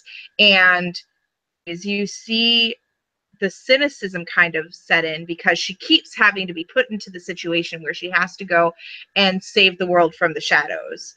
And all of the time, she still has some very strong ideals. The ideals adapt with new information, which is great. because that makes her more flexible. It makes her a more relatable character, because it's like, oh, new information. I can adapt to this. And I really liked her ruthlessness and her endless hope. And then additionally in Inquisition, you get to see some of her heartache as well, and you get to see in addition to that ruthlessness and that steely exterior, you also get to see the heart and the emotions and the fragility of being human. So, just for if people aren't comic booky, that's a thing. Although, I think you should do another show about rat queens. Oh, The comic all book right. rat my queens. God. Definitely have to talk about that. So Yeah, rat queens. one What more about great Silverstone? one more great example I want to bring up before we move on to bad depictions. I just want to mention currently I am in love with the women in the series Ruby. And if you want to hear more about Ruby. that, you'll listen to our Ruby episode. By the way, I'm gonna make you all jealous when I break out all of the Ruby Pops that we have at my store, because I'm gonna buy them all, and I'm gonna make them my permanent fixture whenever we podcast. They're just gonna be sitting here staring at you. Well, you have to get a camera for that. So the characters in Ruby, they are all strong for different reasons. They are all complex characters and have fully built up backstories and motivations, and like Tech said, they all have magical skirts. There is no fan service. Monty promised us there would never be fan service. And while the slash writers are writing away furiously, making their own, this is not about exploiting the sexuality of young women. It's about showing the strength of young women coming together. And I absolutely love that. And I needed to mention that before we move on to let's talk a little bit about the supposed strong female characters and why they bother us because we think they're not. Okay. First off, how old can I go? How old as you want, man. You went to Agent 99. Right. Can So we talk about Star Trek a little bit? Sure. Okay. Because there were a couple of good ones, like good depictions in Star Trek. DS9, you had Major Kira, and she was awesome. You had Dax, she was awesome in owning a lot of things and holding her own. But Jadzia Dax had to be rescued a lot more than I was comfortable with. Even though she had a lot of agency and she was super smart, being a Trill and having excessive knowledge and experiences over several lifetimes, she but still a lot of that I can chalk up to the fact that at the start of the show she was 23. Jadzia? But she still had to get saved by Commander Sisko a lot. Oh, and that bothered me because I can see that, and yeah, you're right. For somebody who's supposed to be so strong and independent and tough, and she did spend a awful lot of time as the damsel in distress. Yeah, but I do love Jadzia. Yeah, I love Jadzia. I love the idea of her, and I love all of the wonderful facets of her being exceedingly smart and problem solver, and her love of the non-traditionally beautiful people kind of led to Commander Baudet. Yeah. Captain Baudet. But you can see his brain through his skull. Yeah, exactly. I loved those things about her, but I didn't appreciate her being kept as a damsel in distress. And I felt that way about several of the lead female characters in the Star Trek series, such as Deanna and Dr. Crusher and Seven of Nine, even though Seven of Nine is badass. And another edit. Sorry, I'm so sorry. I think Star Trek has some really great portrayals and some really bad portrayals of women. And Tasha Yar. Tasha Yar had so much potential, and I think, well, we ended up seeing what they really wanted Tasha Yar to be with Rolaren. Yeah. Because Rolaren comes from a bad past, but she doesn't let it rule her future. She's had a bad past. She mentions that she was in the Maquis and all these things, and then she moves on from that, and she just happens to be a strong, independent person. Tasha Yar, every 8 seconds is, well, yeah, my home planet had rape gangs. Yeah, well, then I ran away from a rape gang, and just, okay, get some therapy, you know, get some help. I mean, if you're bringing it up every 15 seconds in conversation, there might be an issue that you need some help with. And I really feel sorry for her. I mean, Tasha, oh honey, let me mansplain this for you. You need some therapy. And there was a therapist on board for her. Right. And she could have gone to Deanna, and that would have been great if we could have seen like weekly therapy sessions. She could have gone. Hey, here's the deal. She could have gone to 10 Forward. Whoopi Goldberg's full of wisdom. Yeah. Well, Whoopi wasn't there yet. Yeah. Guinan is she's a walking stereotype of the wise, magical black person, but in a science fiction show. But that's but she created. Let's not forget, Whoopi created her own character there, and Guinan is awesome for that reason. Yeah, wasn't Guinan supposed to be like a throwaway character, and then Whoopi Goldberg came in and was like, "This is my thing." So the story is, and this starts with Star Trek: The Original Series, when Whoopi Goldberg was a little girl, and she loves to tell this story about how Star Trek: The Original Series is on, and there she sees Uhura with her. Yeah, she is a communications expert. She is sitting on the bridge. She is an officer, and she runs out to her family and she says, "Everybody come in. You got to see this TV show. There's a black lady on TV, and she's not the maid." And Uhura was inspirational to Whoopi Goldberg and was an icon that helped push her to become the success that she was. And when Star Trek: The Next Generation happened, Whoopi approached Paramount and said, "I want in." But the problem is she had a demanding schedule because of her movie career. So what they decided is they would have, in each of these episodes, they would have roles that were for Guinan. And if Whoopi Goldberg couldn't film those scenes, they'd rewrite them for Deanna. So half the time, Deanna's storylines were meant for Guinan. And that's why they didn't work so well. But Guinan is an amazing character. Yes, she's a magical Negro. Yes, she fulfills that trope. But it is because Whoopi Goldberg designed that character. And I love it. And because of that, we get the story about Uhura, who was an inspiration to so many. And Nichelle Nichols became the spokeswoman for NASA because NASA said, "Yeah, we got too many white guys. We need some diversity. We need some women. We need some people of color. And we're looking at you." And that is an influence that cannot be understated. All right, off my soapbox. Back onto things that don't work. Yes, things that don't work. Tech, you had something brewing. Yeah.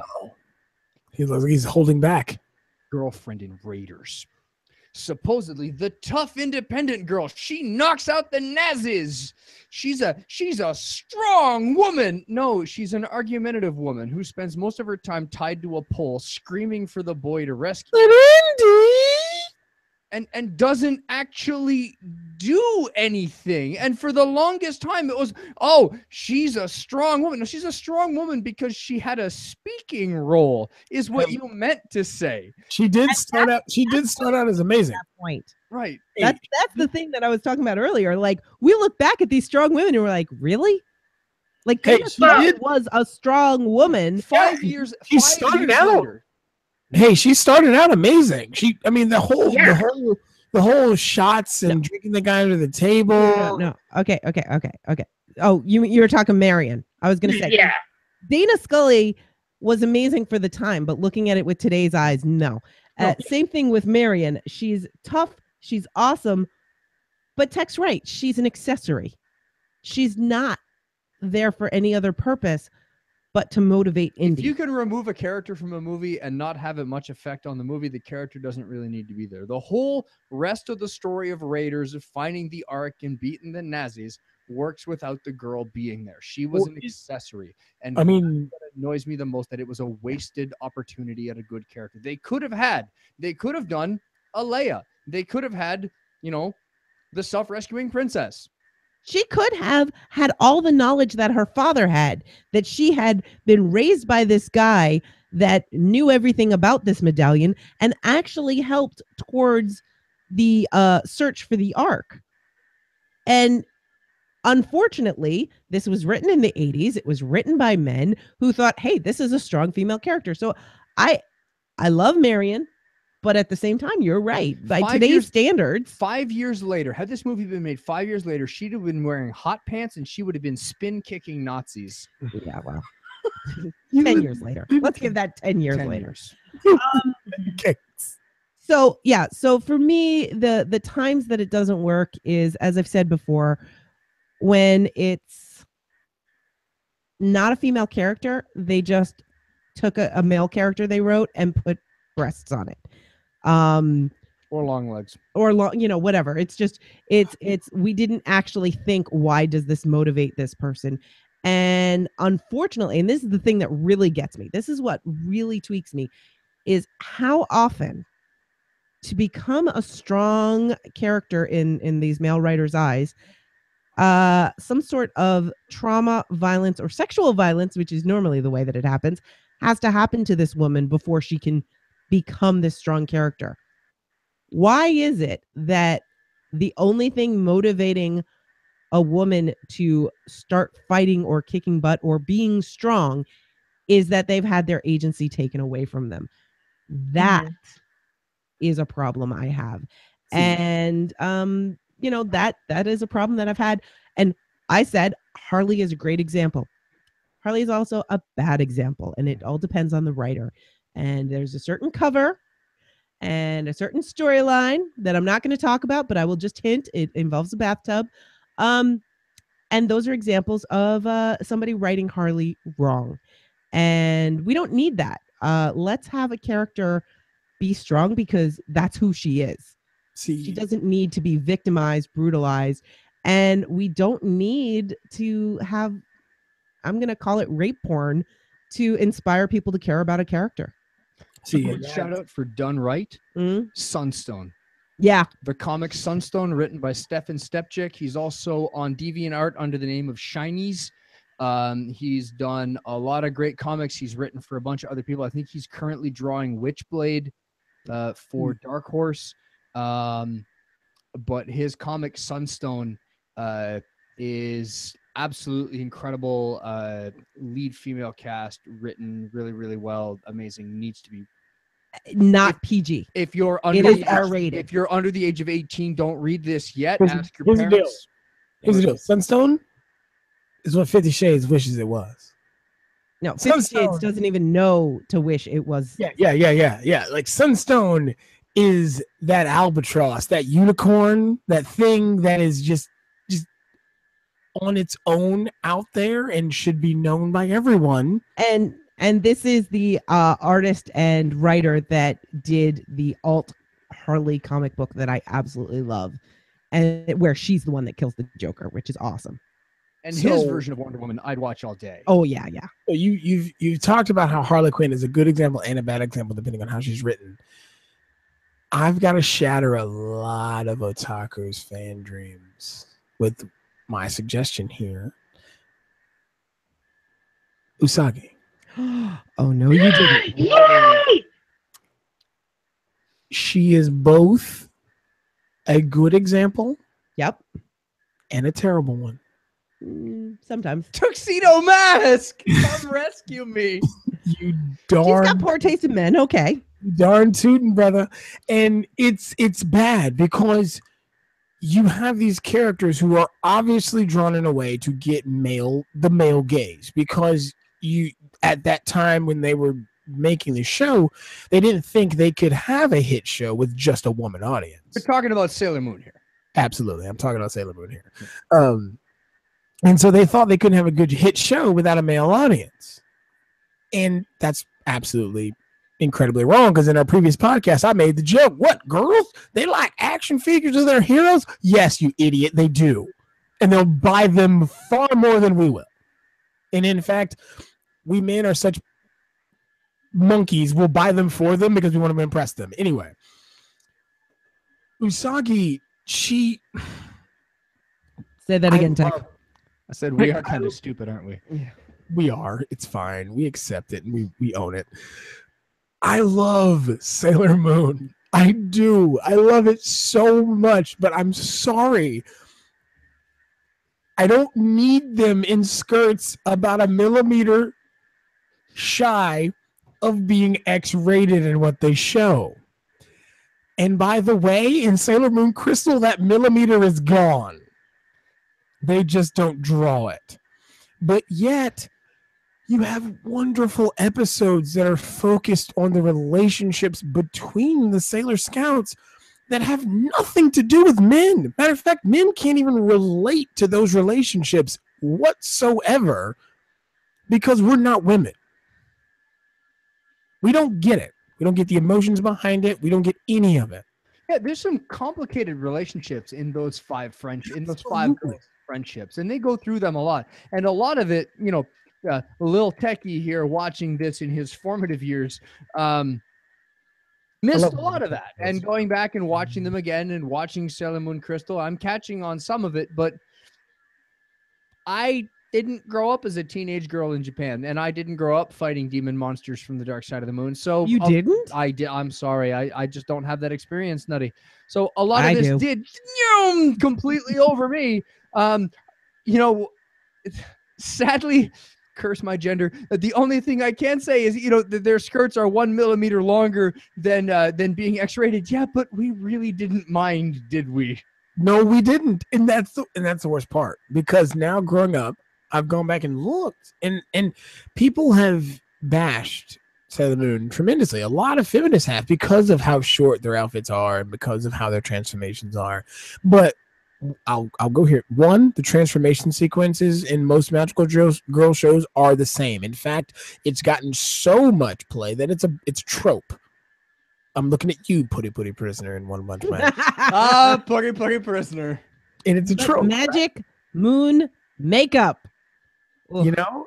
Oh, God. But makeup's cool. It's fine. It's fine. Putty Dash. Don't say it. Just do it.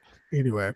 For anybody who doesn't know, in the show One Punch Man, there is a character called Putty Prisoner who is a magical girl, despite the fact that he is a giant, muscle-bound alpha male prisoner who also happens to be gargantuanly gay and is only a superhero because he wants to protect his beautiful boys from being hurt when they're being beat up by the superhero monsters. So he does transformation sequences where all of his clothes rips off and he happens to be naked, and he does all of the sexy poses, but he's a 300-pound muscle dude With scruff. with a permanent 5 o'clock shadow. It is pretty great. And a big chiseled jaw and like perfect abs. It is the most amazing character of all time. I would love to cosplay. It reminds me of that baby metal band with the male lead singer who also wears the schoolgirl uniform and bows.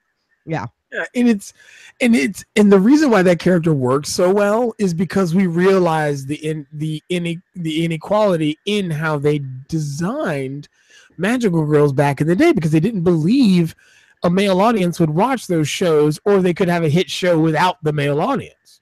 Okay, so I got a question for each of you, and I want you to tell me a strong character that does not fight, that is not the stereotype of a strong character. And I'll start it off for you guys. Sansa Stark from the books. Strong character. Okay. She is a strong character. Eventually. She starts out very weak and her head in the clouds and dreaming, but she survives throughout everything that is thrown at her, all of the hell that is, and she's not made a character because of this abuse. but she endures it because of the character that she has. And as she ages without any family there to help her, she has the guidance that her mother gave her as she was growing up, and she has that example to follow. But she never fights, she never picks up a sword. She's completely emotional, and many people who read the books are like, "Oh, I can't stand her. She's so weak." What book is this? I disagree. She is strong. This is from A Song of Ice and Fire. You haven't read them, Nope. and that's okay. Not at all. I haven't So- watched an episode, ain't watched the bit of I the know. ain't watched the show, I ain't read the books, and I'm still happy about it. Still living my That's life. fine. A strong female character that doesn't fight. Yeah. I can't remember the name of the TV show. Please help me out. It's one of your favorites, and I really enjoyed the episodes I watched. The one of the mother of a family who is schizophrenic, and you're bouncing from her. as she goes Oh, from the one with DID, United States of Terra. United States of Terra. Okay. Yeah. Terra and all of her personalities. Yeah. Absolutely a strong character who starts off as an incredibly weak character, a damaged character, Mhm. and you're actually going through the damage and the therapy as she goes on, as she bounces from alt to alt to alt to alt to And alt. each of her alts are strong characters. Like when she will be Buck, who is the male personality, who's the one that'll, punch the kid that right. He's the alpha did male. something to his daughter. People are like, oh, that's And the when strong she turns- protector type. When she turns into T, But T is also a protector. right, and, Each of her alts are protecting her. right. So when she yeah. turns into T, her sort of like hypersexualized teenage Teenager. alter ego, Yeah. she is completely in control of her sexuality, something Yeah. that she wasn't of, which is what caused the trauma. Exactly. But the strength that this character shows in Yeah. in all of these different facets are incredible. Even the homemaker one. Yep. I forget the personality's name, but she's basically Betty Crocker. right, yeah. the Stepford wife. Yeah, the mom. Yeah, but she's strong in her role Yeah. as a mother and is there for her family and defends them and does great things for her family because that's Alice. Yes. That's to me the prime example of a strong character where the strength doesn't necessarily come from fisticuffs. Yeah. Not physical strength. Right. So Laura.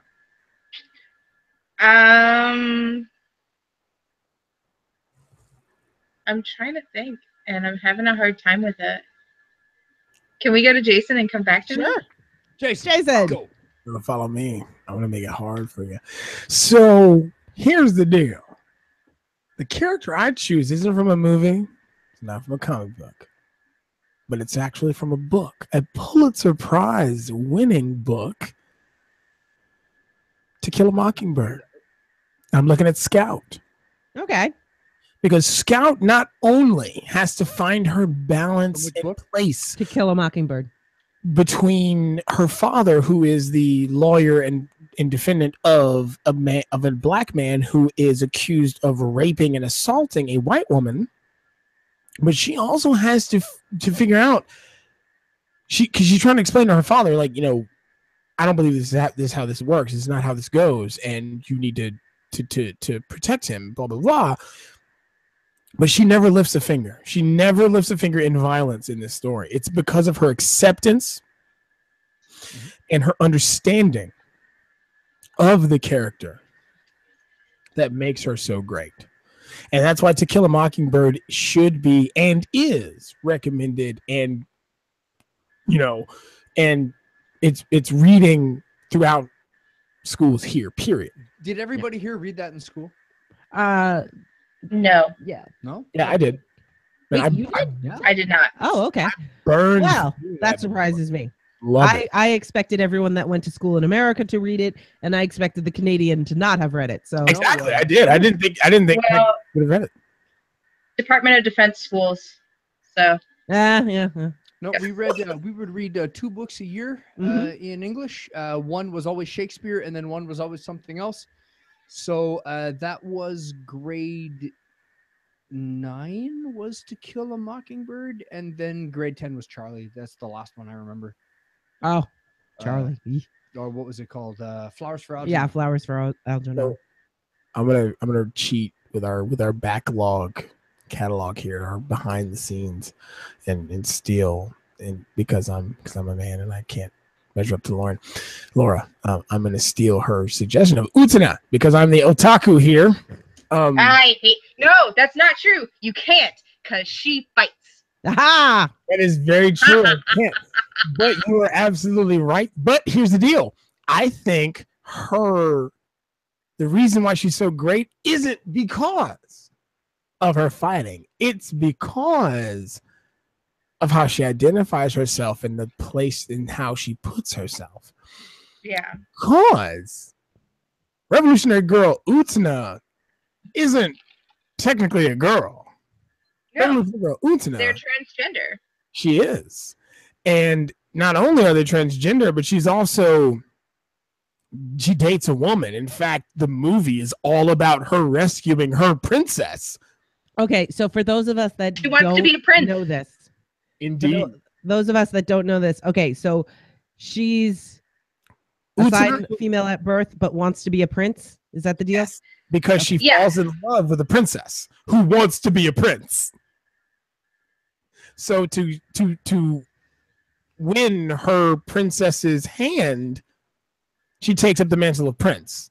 Well, But you there's got a the lot- plot wrong, but yeah. There's a lot more to it. Like there's a whole Like bunch to she it. doesn't There's a fall in, she doesn't fall in love with Anthe until much later. Like she accepts Anthe under her protection very reluctantly because she's like, no, I just don't want to be beholden to somebody because of a stupid contest.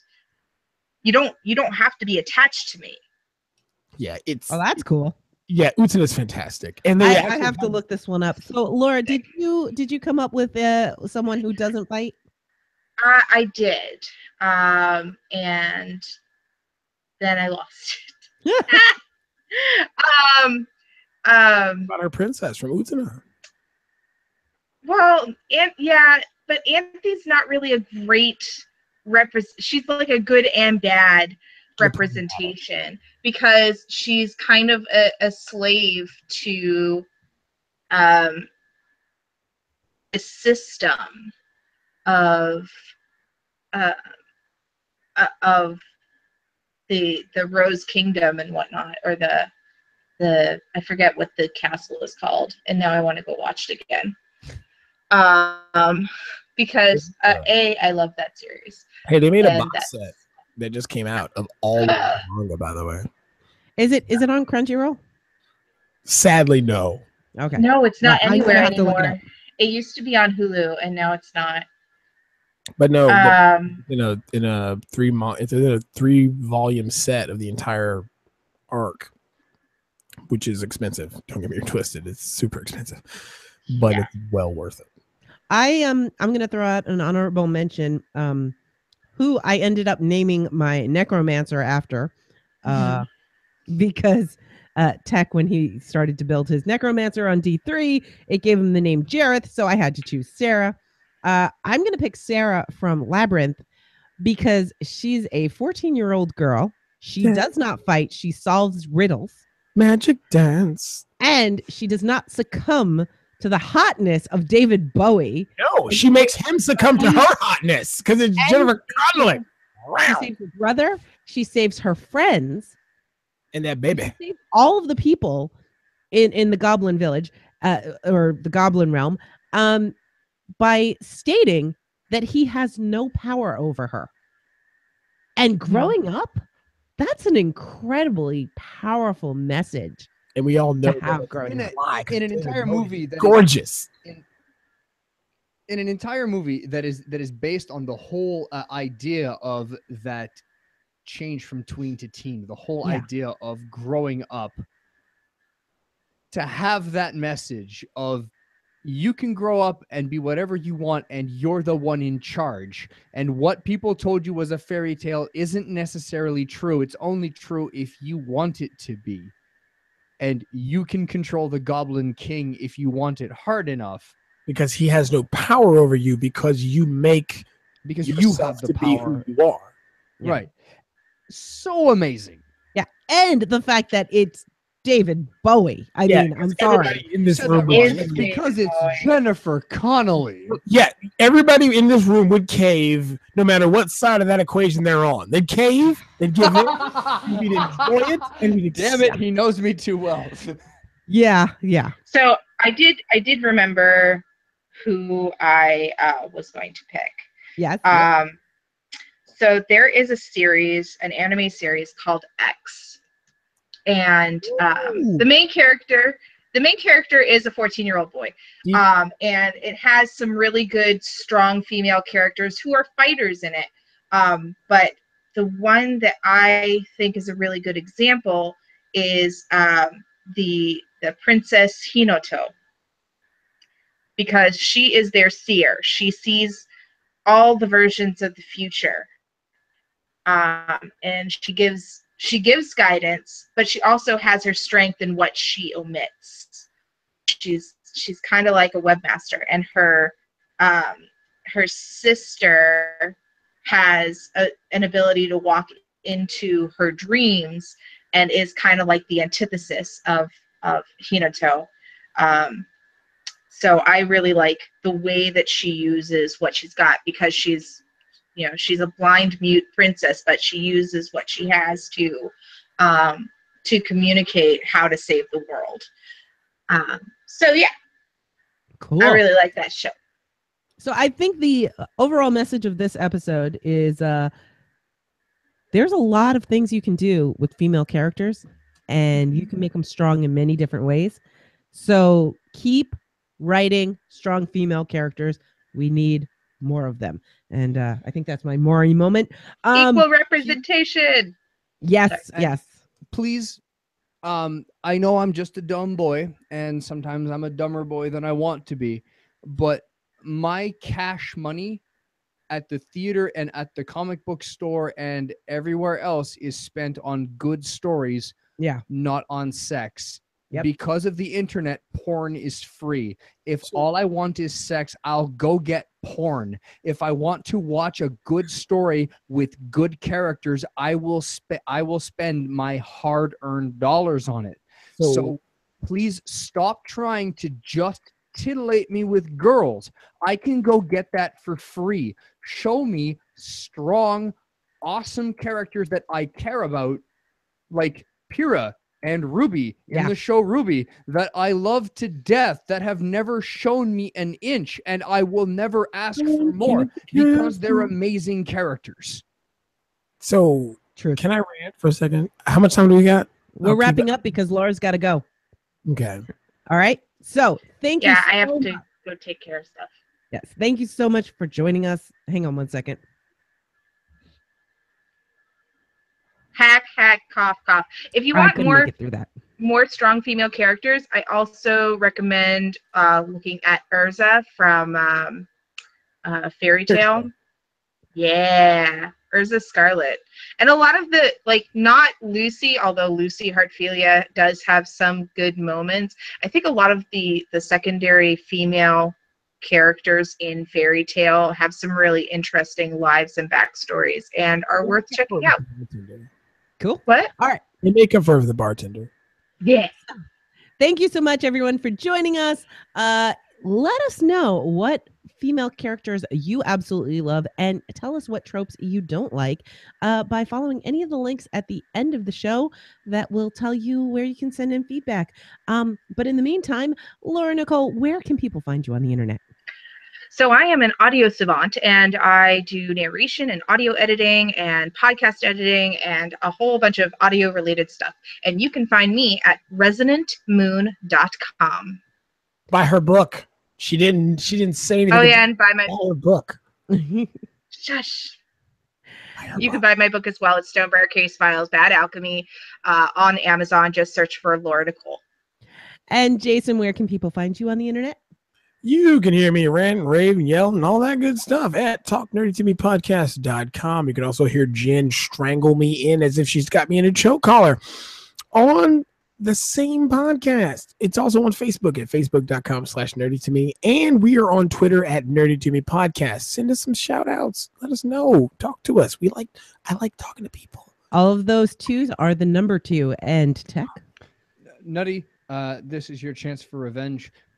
Please explain it to the audience. Where can they find me on the internet? They can find you Oh! at nimless.org, where they can find your ramblings and rantings and ravings. They can also find you at upsidedownandflying.tumblr.com, and they can find you on Twitter at flyingukemi. You love to talk to people about learning the art of Aikido, and that will be coming out as a podcast. You've got a couple of recordings in the can, and pretty soon we'll be getting you your very own domain for that and getting everything set up. But you can pay attention to Nimla Studios, because that is also where Upside Down and Flying, the podcast, will be coming out. Thank you so much. Thank you, baby. I couldn't have done it without you. And what kind of man are you, boy? I forgot to thank the patrons at the beginning, so I'm going to record that now. Laura, if you have to go, I totally understand. Call me Jello Pudding. No, Bill, I you're not allowed won't. to? Thanks, guys, for having me, and this was fun, and let's do it again sometime. Absolutely. Bye, Lauren. Don't call her I'm gonna Lauren. beat you Hello. right after I get James. All right. All right. Bye. Have a good one. Bye. All right. So here we go for the patronage. And that's weird. You're weird. Okay.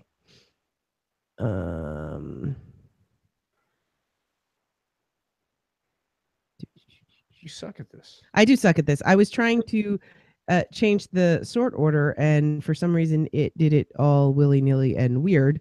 Did I mention I'm waiting for someone to try to Patreon me? I challenge anyone to out Patreon me. Oh, yes, totally. Daddy Take up that Warbucks. challenge. All right. Challenger. I don't see Mike on the list anymore. Mike, he's there. Or he was there earlier when I read it. You know, I can rant there. while you Mike. There he is. Okay. Without our awesome patrons, we would not be able to do this show as frequently as we do. So I want to send a special thanks to Aaron Jackson, our QA guy, to Aurora Lee, find her on Patreon, to Beth, to Dagny, to Harold, to Ian of the Web of Queer, to Jason of the Talk Nerdy to Me podcast, Thank to you, Jen Daddy. of the Talk Nerdy to Me podcast, of Ken of Kenzoid's Autonomous Zone, to Kinsey of the Brazilianisms podcast, to Lynette of the Bycast, to Melissa A. Bartel of the Bathtub Mermaid podcast, to Mike of, what's the name of his one? I don't remember, but thanks, The Mike. role-playing one. We'll play the promo at the end of the podcast. Thanks, Mike. To Patrick Scafito, go buy his books. Thanks, to Pat. Rich the TT. That To guy. Shane of the Red Dwarf Intro Cast. And to Susan, Susanna, Frank, and sometimes Nick. Hi, Nick. Hi, Nick. Is a Clara Patreon? Nope. She needs to be. I She's feel just a she friend. needs to be because she's a superhero and she saves the planet. Thank you for joining us, Andy. Andy says, well done, folks. Thanks for joining us for both recordings there, Andy. This was awesome. I'm so happy to have 2 episodes in the can now. And it was great having you there, especially because you added some really good tidbits. But Tech and I are going to skedaddle, and we're going to have an early anniversary dinner tonight. Wait, hold on, wait. You just slid that under the radar. I did. Because, like, you made it seem like this weekend was like a non-special weekend. Like, nothing was going on. Well, I'm sick. So there's that. Yeah, we had a 4-day weekend, So and the first day I woke up sick So July when is the 4th. anniversary? July 4th is the anniversary of the day we met. in person So- for the So first wait, time. So I can throw away the independence of America for the meeting and the greeting of the Tech and the Nutty. By the way, I would do that gladly because I don't believe in sausage fingers. So I would throw that away gladly for the consummation and creation of the relationship that you do have, which directly involves me becoming a podcaster. And this was not mentioned to me beforehand. Shame on you. Well, it's not our wedding anniversary, but yeah. And thank you, Andy. Andy also wished us a happy anniversary. But we have been together officially for 15 years now. 57 years. 15. 57 years. but we'd been friends for like 5 years before that. So it's like 20 years we've known each other. I count those times as towards a relationship because here's the deal. If you don't like somebody, if you're not friends with them, you're never really like, you're not going to. Nah, like the first 3, I hated her. It's because that's because We did start our friendship did start with a fight. But she was hot, so. Yeah. Wait, you know what is really funny is Okay. my friendship with Jen started the same way because I actually dated Jen's friend, her best friend, and she hated me. She literally hated me because she said I was a prick because I changed the station on the radio because I said they listened to crap music. So Was it disco? no, it was not disco. It was like some really bad pop. What, Are you trying to say that tech changed your disco? no, it's just Or did you let's change do his a disco? debate. Funk versus disco. Funk versus disco, and disco wins. And funk wins. We Can I were, be we the were driving. Can I be the contrarian and say that blues beats both? No, because you know what? Jazz beats all. Yeah. You know what? You know, first off, jazz is just a combination of country and blues. I don't give a damn. Okay, there is no country no, in no, jazz. No, sir. Blues is just sad jazz. Sinatra. Jazz is the bigger genre, Dean whereas Martin. blues and disco and funk are subgenres of jazz. I will first off point to you, Dean Martin. That dude sang basically country songs with a poppy tune. Lounge. Yeah, You mentioned he Sinatra made and Dean Martin, that's crossover. lounge. He made crossover into country, but no, country is not jazz. Okay, Yelling this. I need to be on. you this. cannot line Who's dance gonna have it? jazz. But I mean, 'cause my thing is, I'm gonna win with either blues. No, he's gonna drop a race card on us and just went, I'm black. I know the blues. Oh, white folk can't talk about music. I know better. Well, Tech can talk about it halfway. He's brown. Yeah, but not like that's just the color of his skin. That has nothing to do with He's heritage. French. Northern Are Quebec. French. So they had French crooners. They had French crooners back in the day. So Yes. Charles Trenet. Yeah, Absolutely. exactly. But What's jazz. the spoon guy you love so much. The spoon guy. I don't know. It's the foot percussion and the It's not a guy, it's a band. yeah, but there's a big guy that you like so much. He looks like an accountant. I love how he's remembering this and he doesn't want to say anything. He's like, oh, God darn There's it. two. Yeah. There's the guy from New Brunswick, Jean Carignan. Okay. And then there's Don Messer. I think it's the other one I'm thinking of, but yes, both of them. right, but the one you're thinking of, it was from the YouTube video that I showed you, Yes. where it's Don Messer Oh, is it? Okay. playing the St. Anne's Reel, and then they get the guy that goes up and starts tap dancing to the song, and he looks like your dad's accountant with the Yes. horn rim glasses See, and all of it. But and again, I win because that is supplanted and crushed for the greatest of all blues singers, Mr. B.B. King. See, I win because B.B. King. I win. I win. Or better yet, I'll combine gospel and blues, and I'll go Mahalia Well, Jackson. is Louis blues or jazz? Louis this Armstrong. is where I think jazz beats blues, because really Louis. Well, that's over- why blues is a subgenre Yeah, of jazz. But you're gonna pick BB over Louis? Louis Armstrong. Satchmo? Absolutely. Absolutely. Well, Now, I will say this: I mm, as over an overall musician, I kind of take Nat King Cole over both of them because I love his voice. I love his. Okay. absolutely. I love his voice, but as an overall musician, I cannot take that because how many instruments does Satchmo play? That is true. That's very, very true. He is more of a musician, and how much of the composing is actually done by Satchmo as opposed to Nat King Cole, who is a crooner. But that's the thing. You also have, if that's the case, you have to take Dean Martin, Sinatra. Matter of fact, you have to take the whole Rat Pack out of it because a lot of the songs that they're known for were written by other people. And the Specifically, beauty of it, when you look at it, a lot of those songs were written in other languages. very true. Which is Yeah, why I still feel. Somewhere Beyond the Sea is called La Mer by Charles Trenet.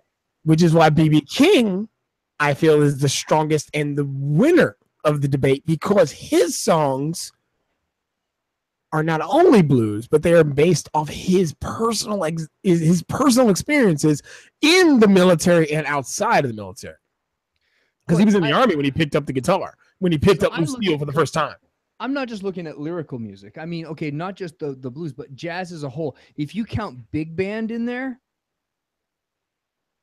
Oh, see, if you're going big band, man, that's, man, like...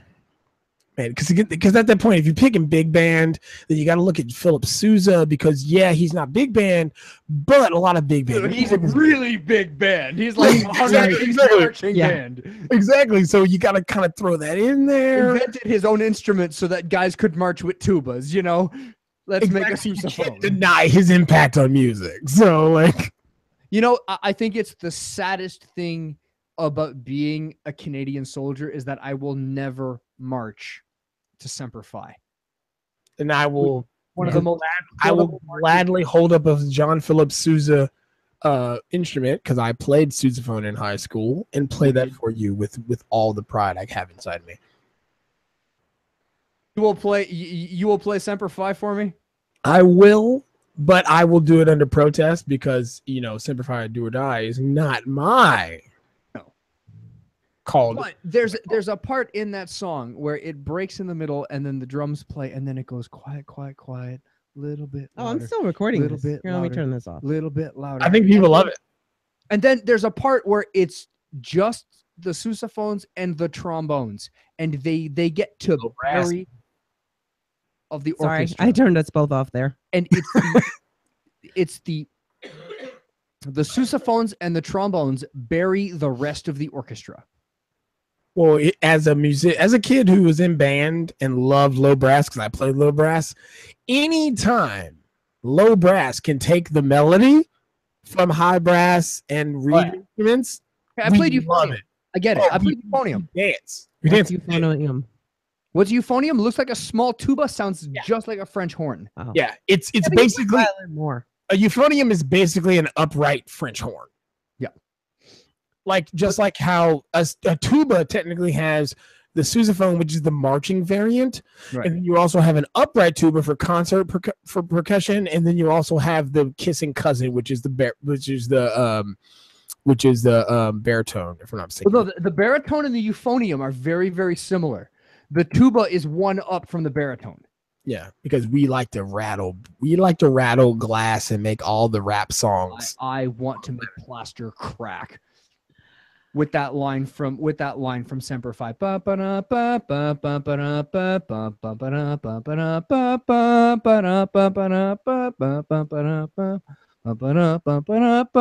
Glasses shatter. The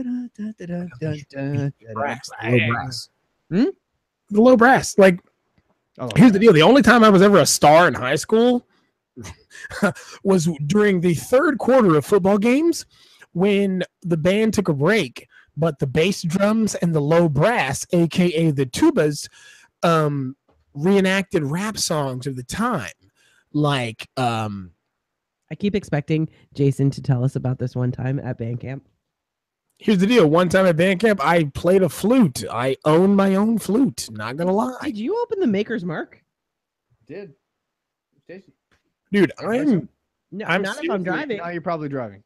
Legitimately, I'm 9 beers in, and I haven't even cracked the wine yet. That's probably going to come out tonight when I play. And this thing of Maker's Mark. And if you're still awake when we get back, we need to do Freddy versus Jason, but we got to go to dinner.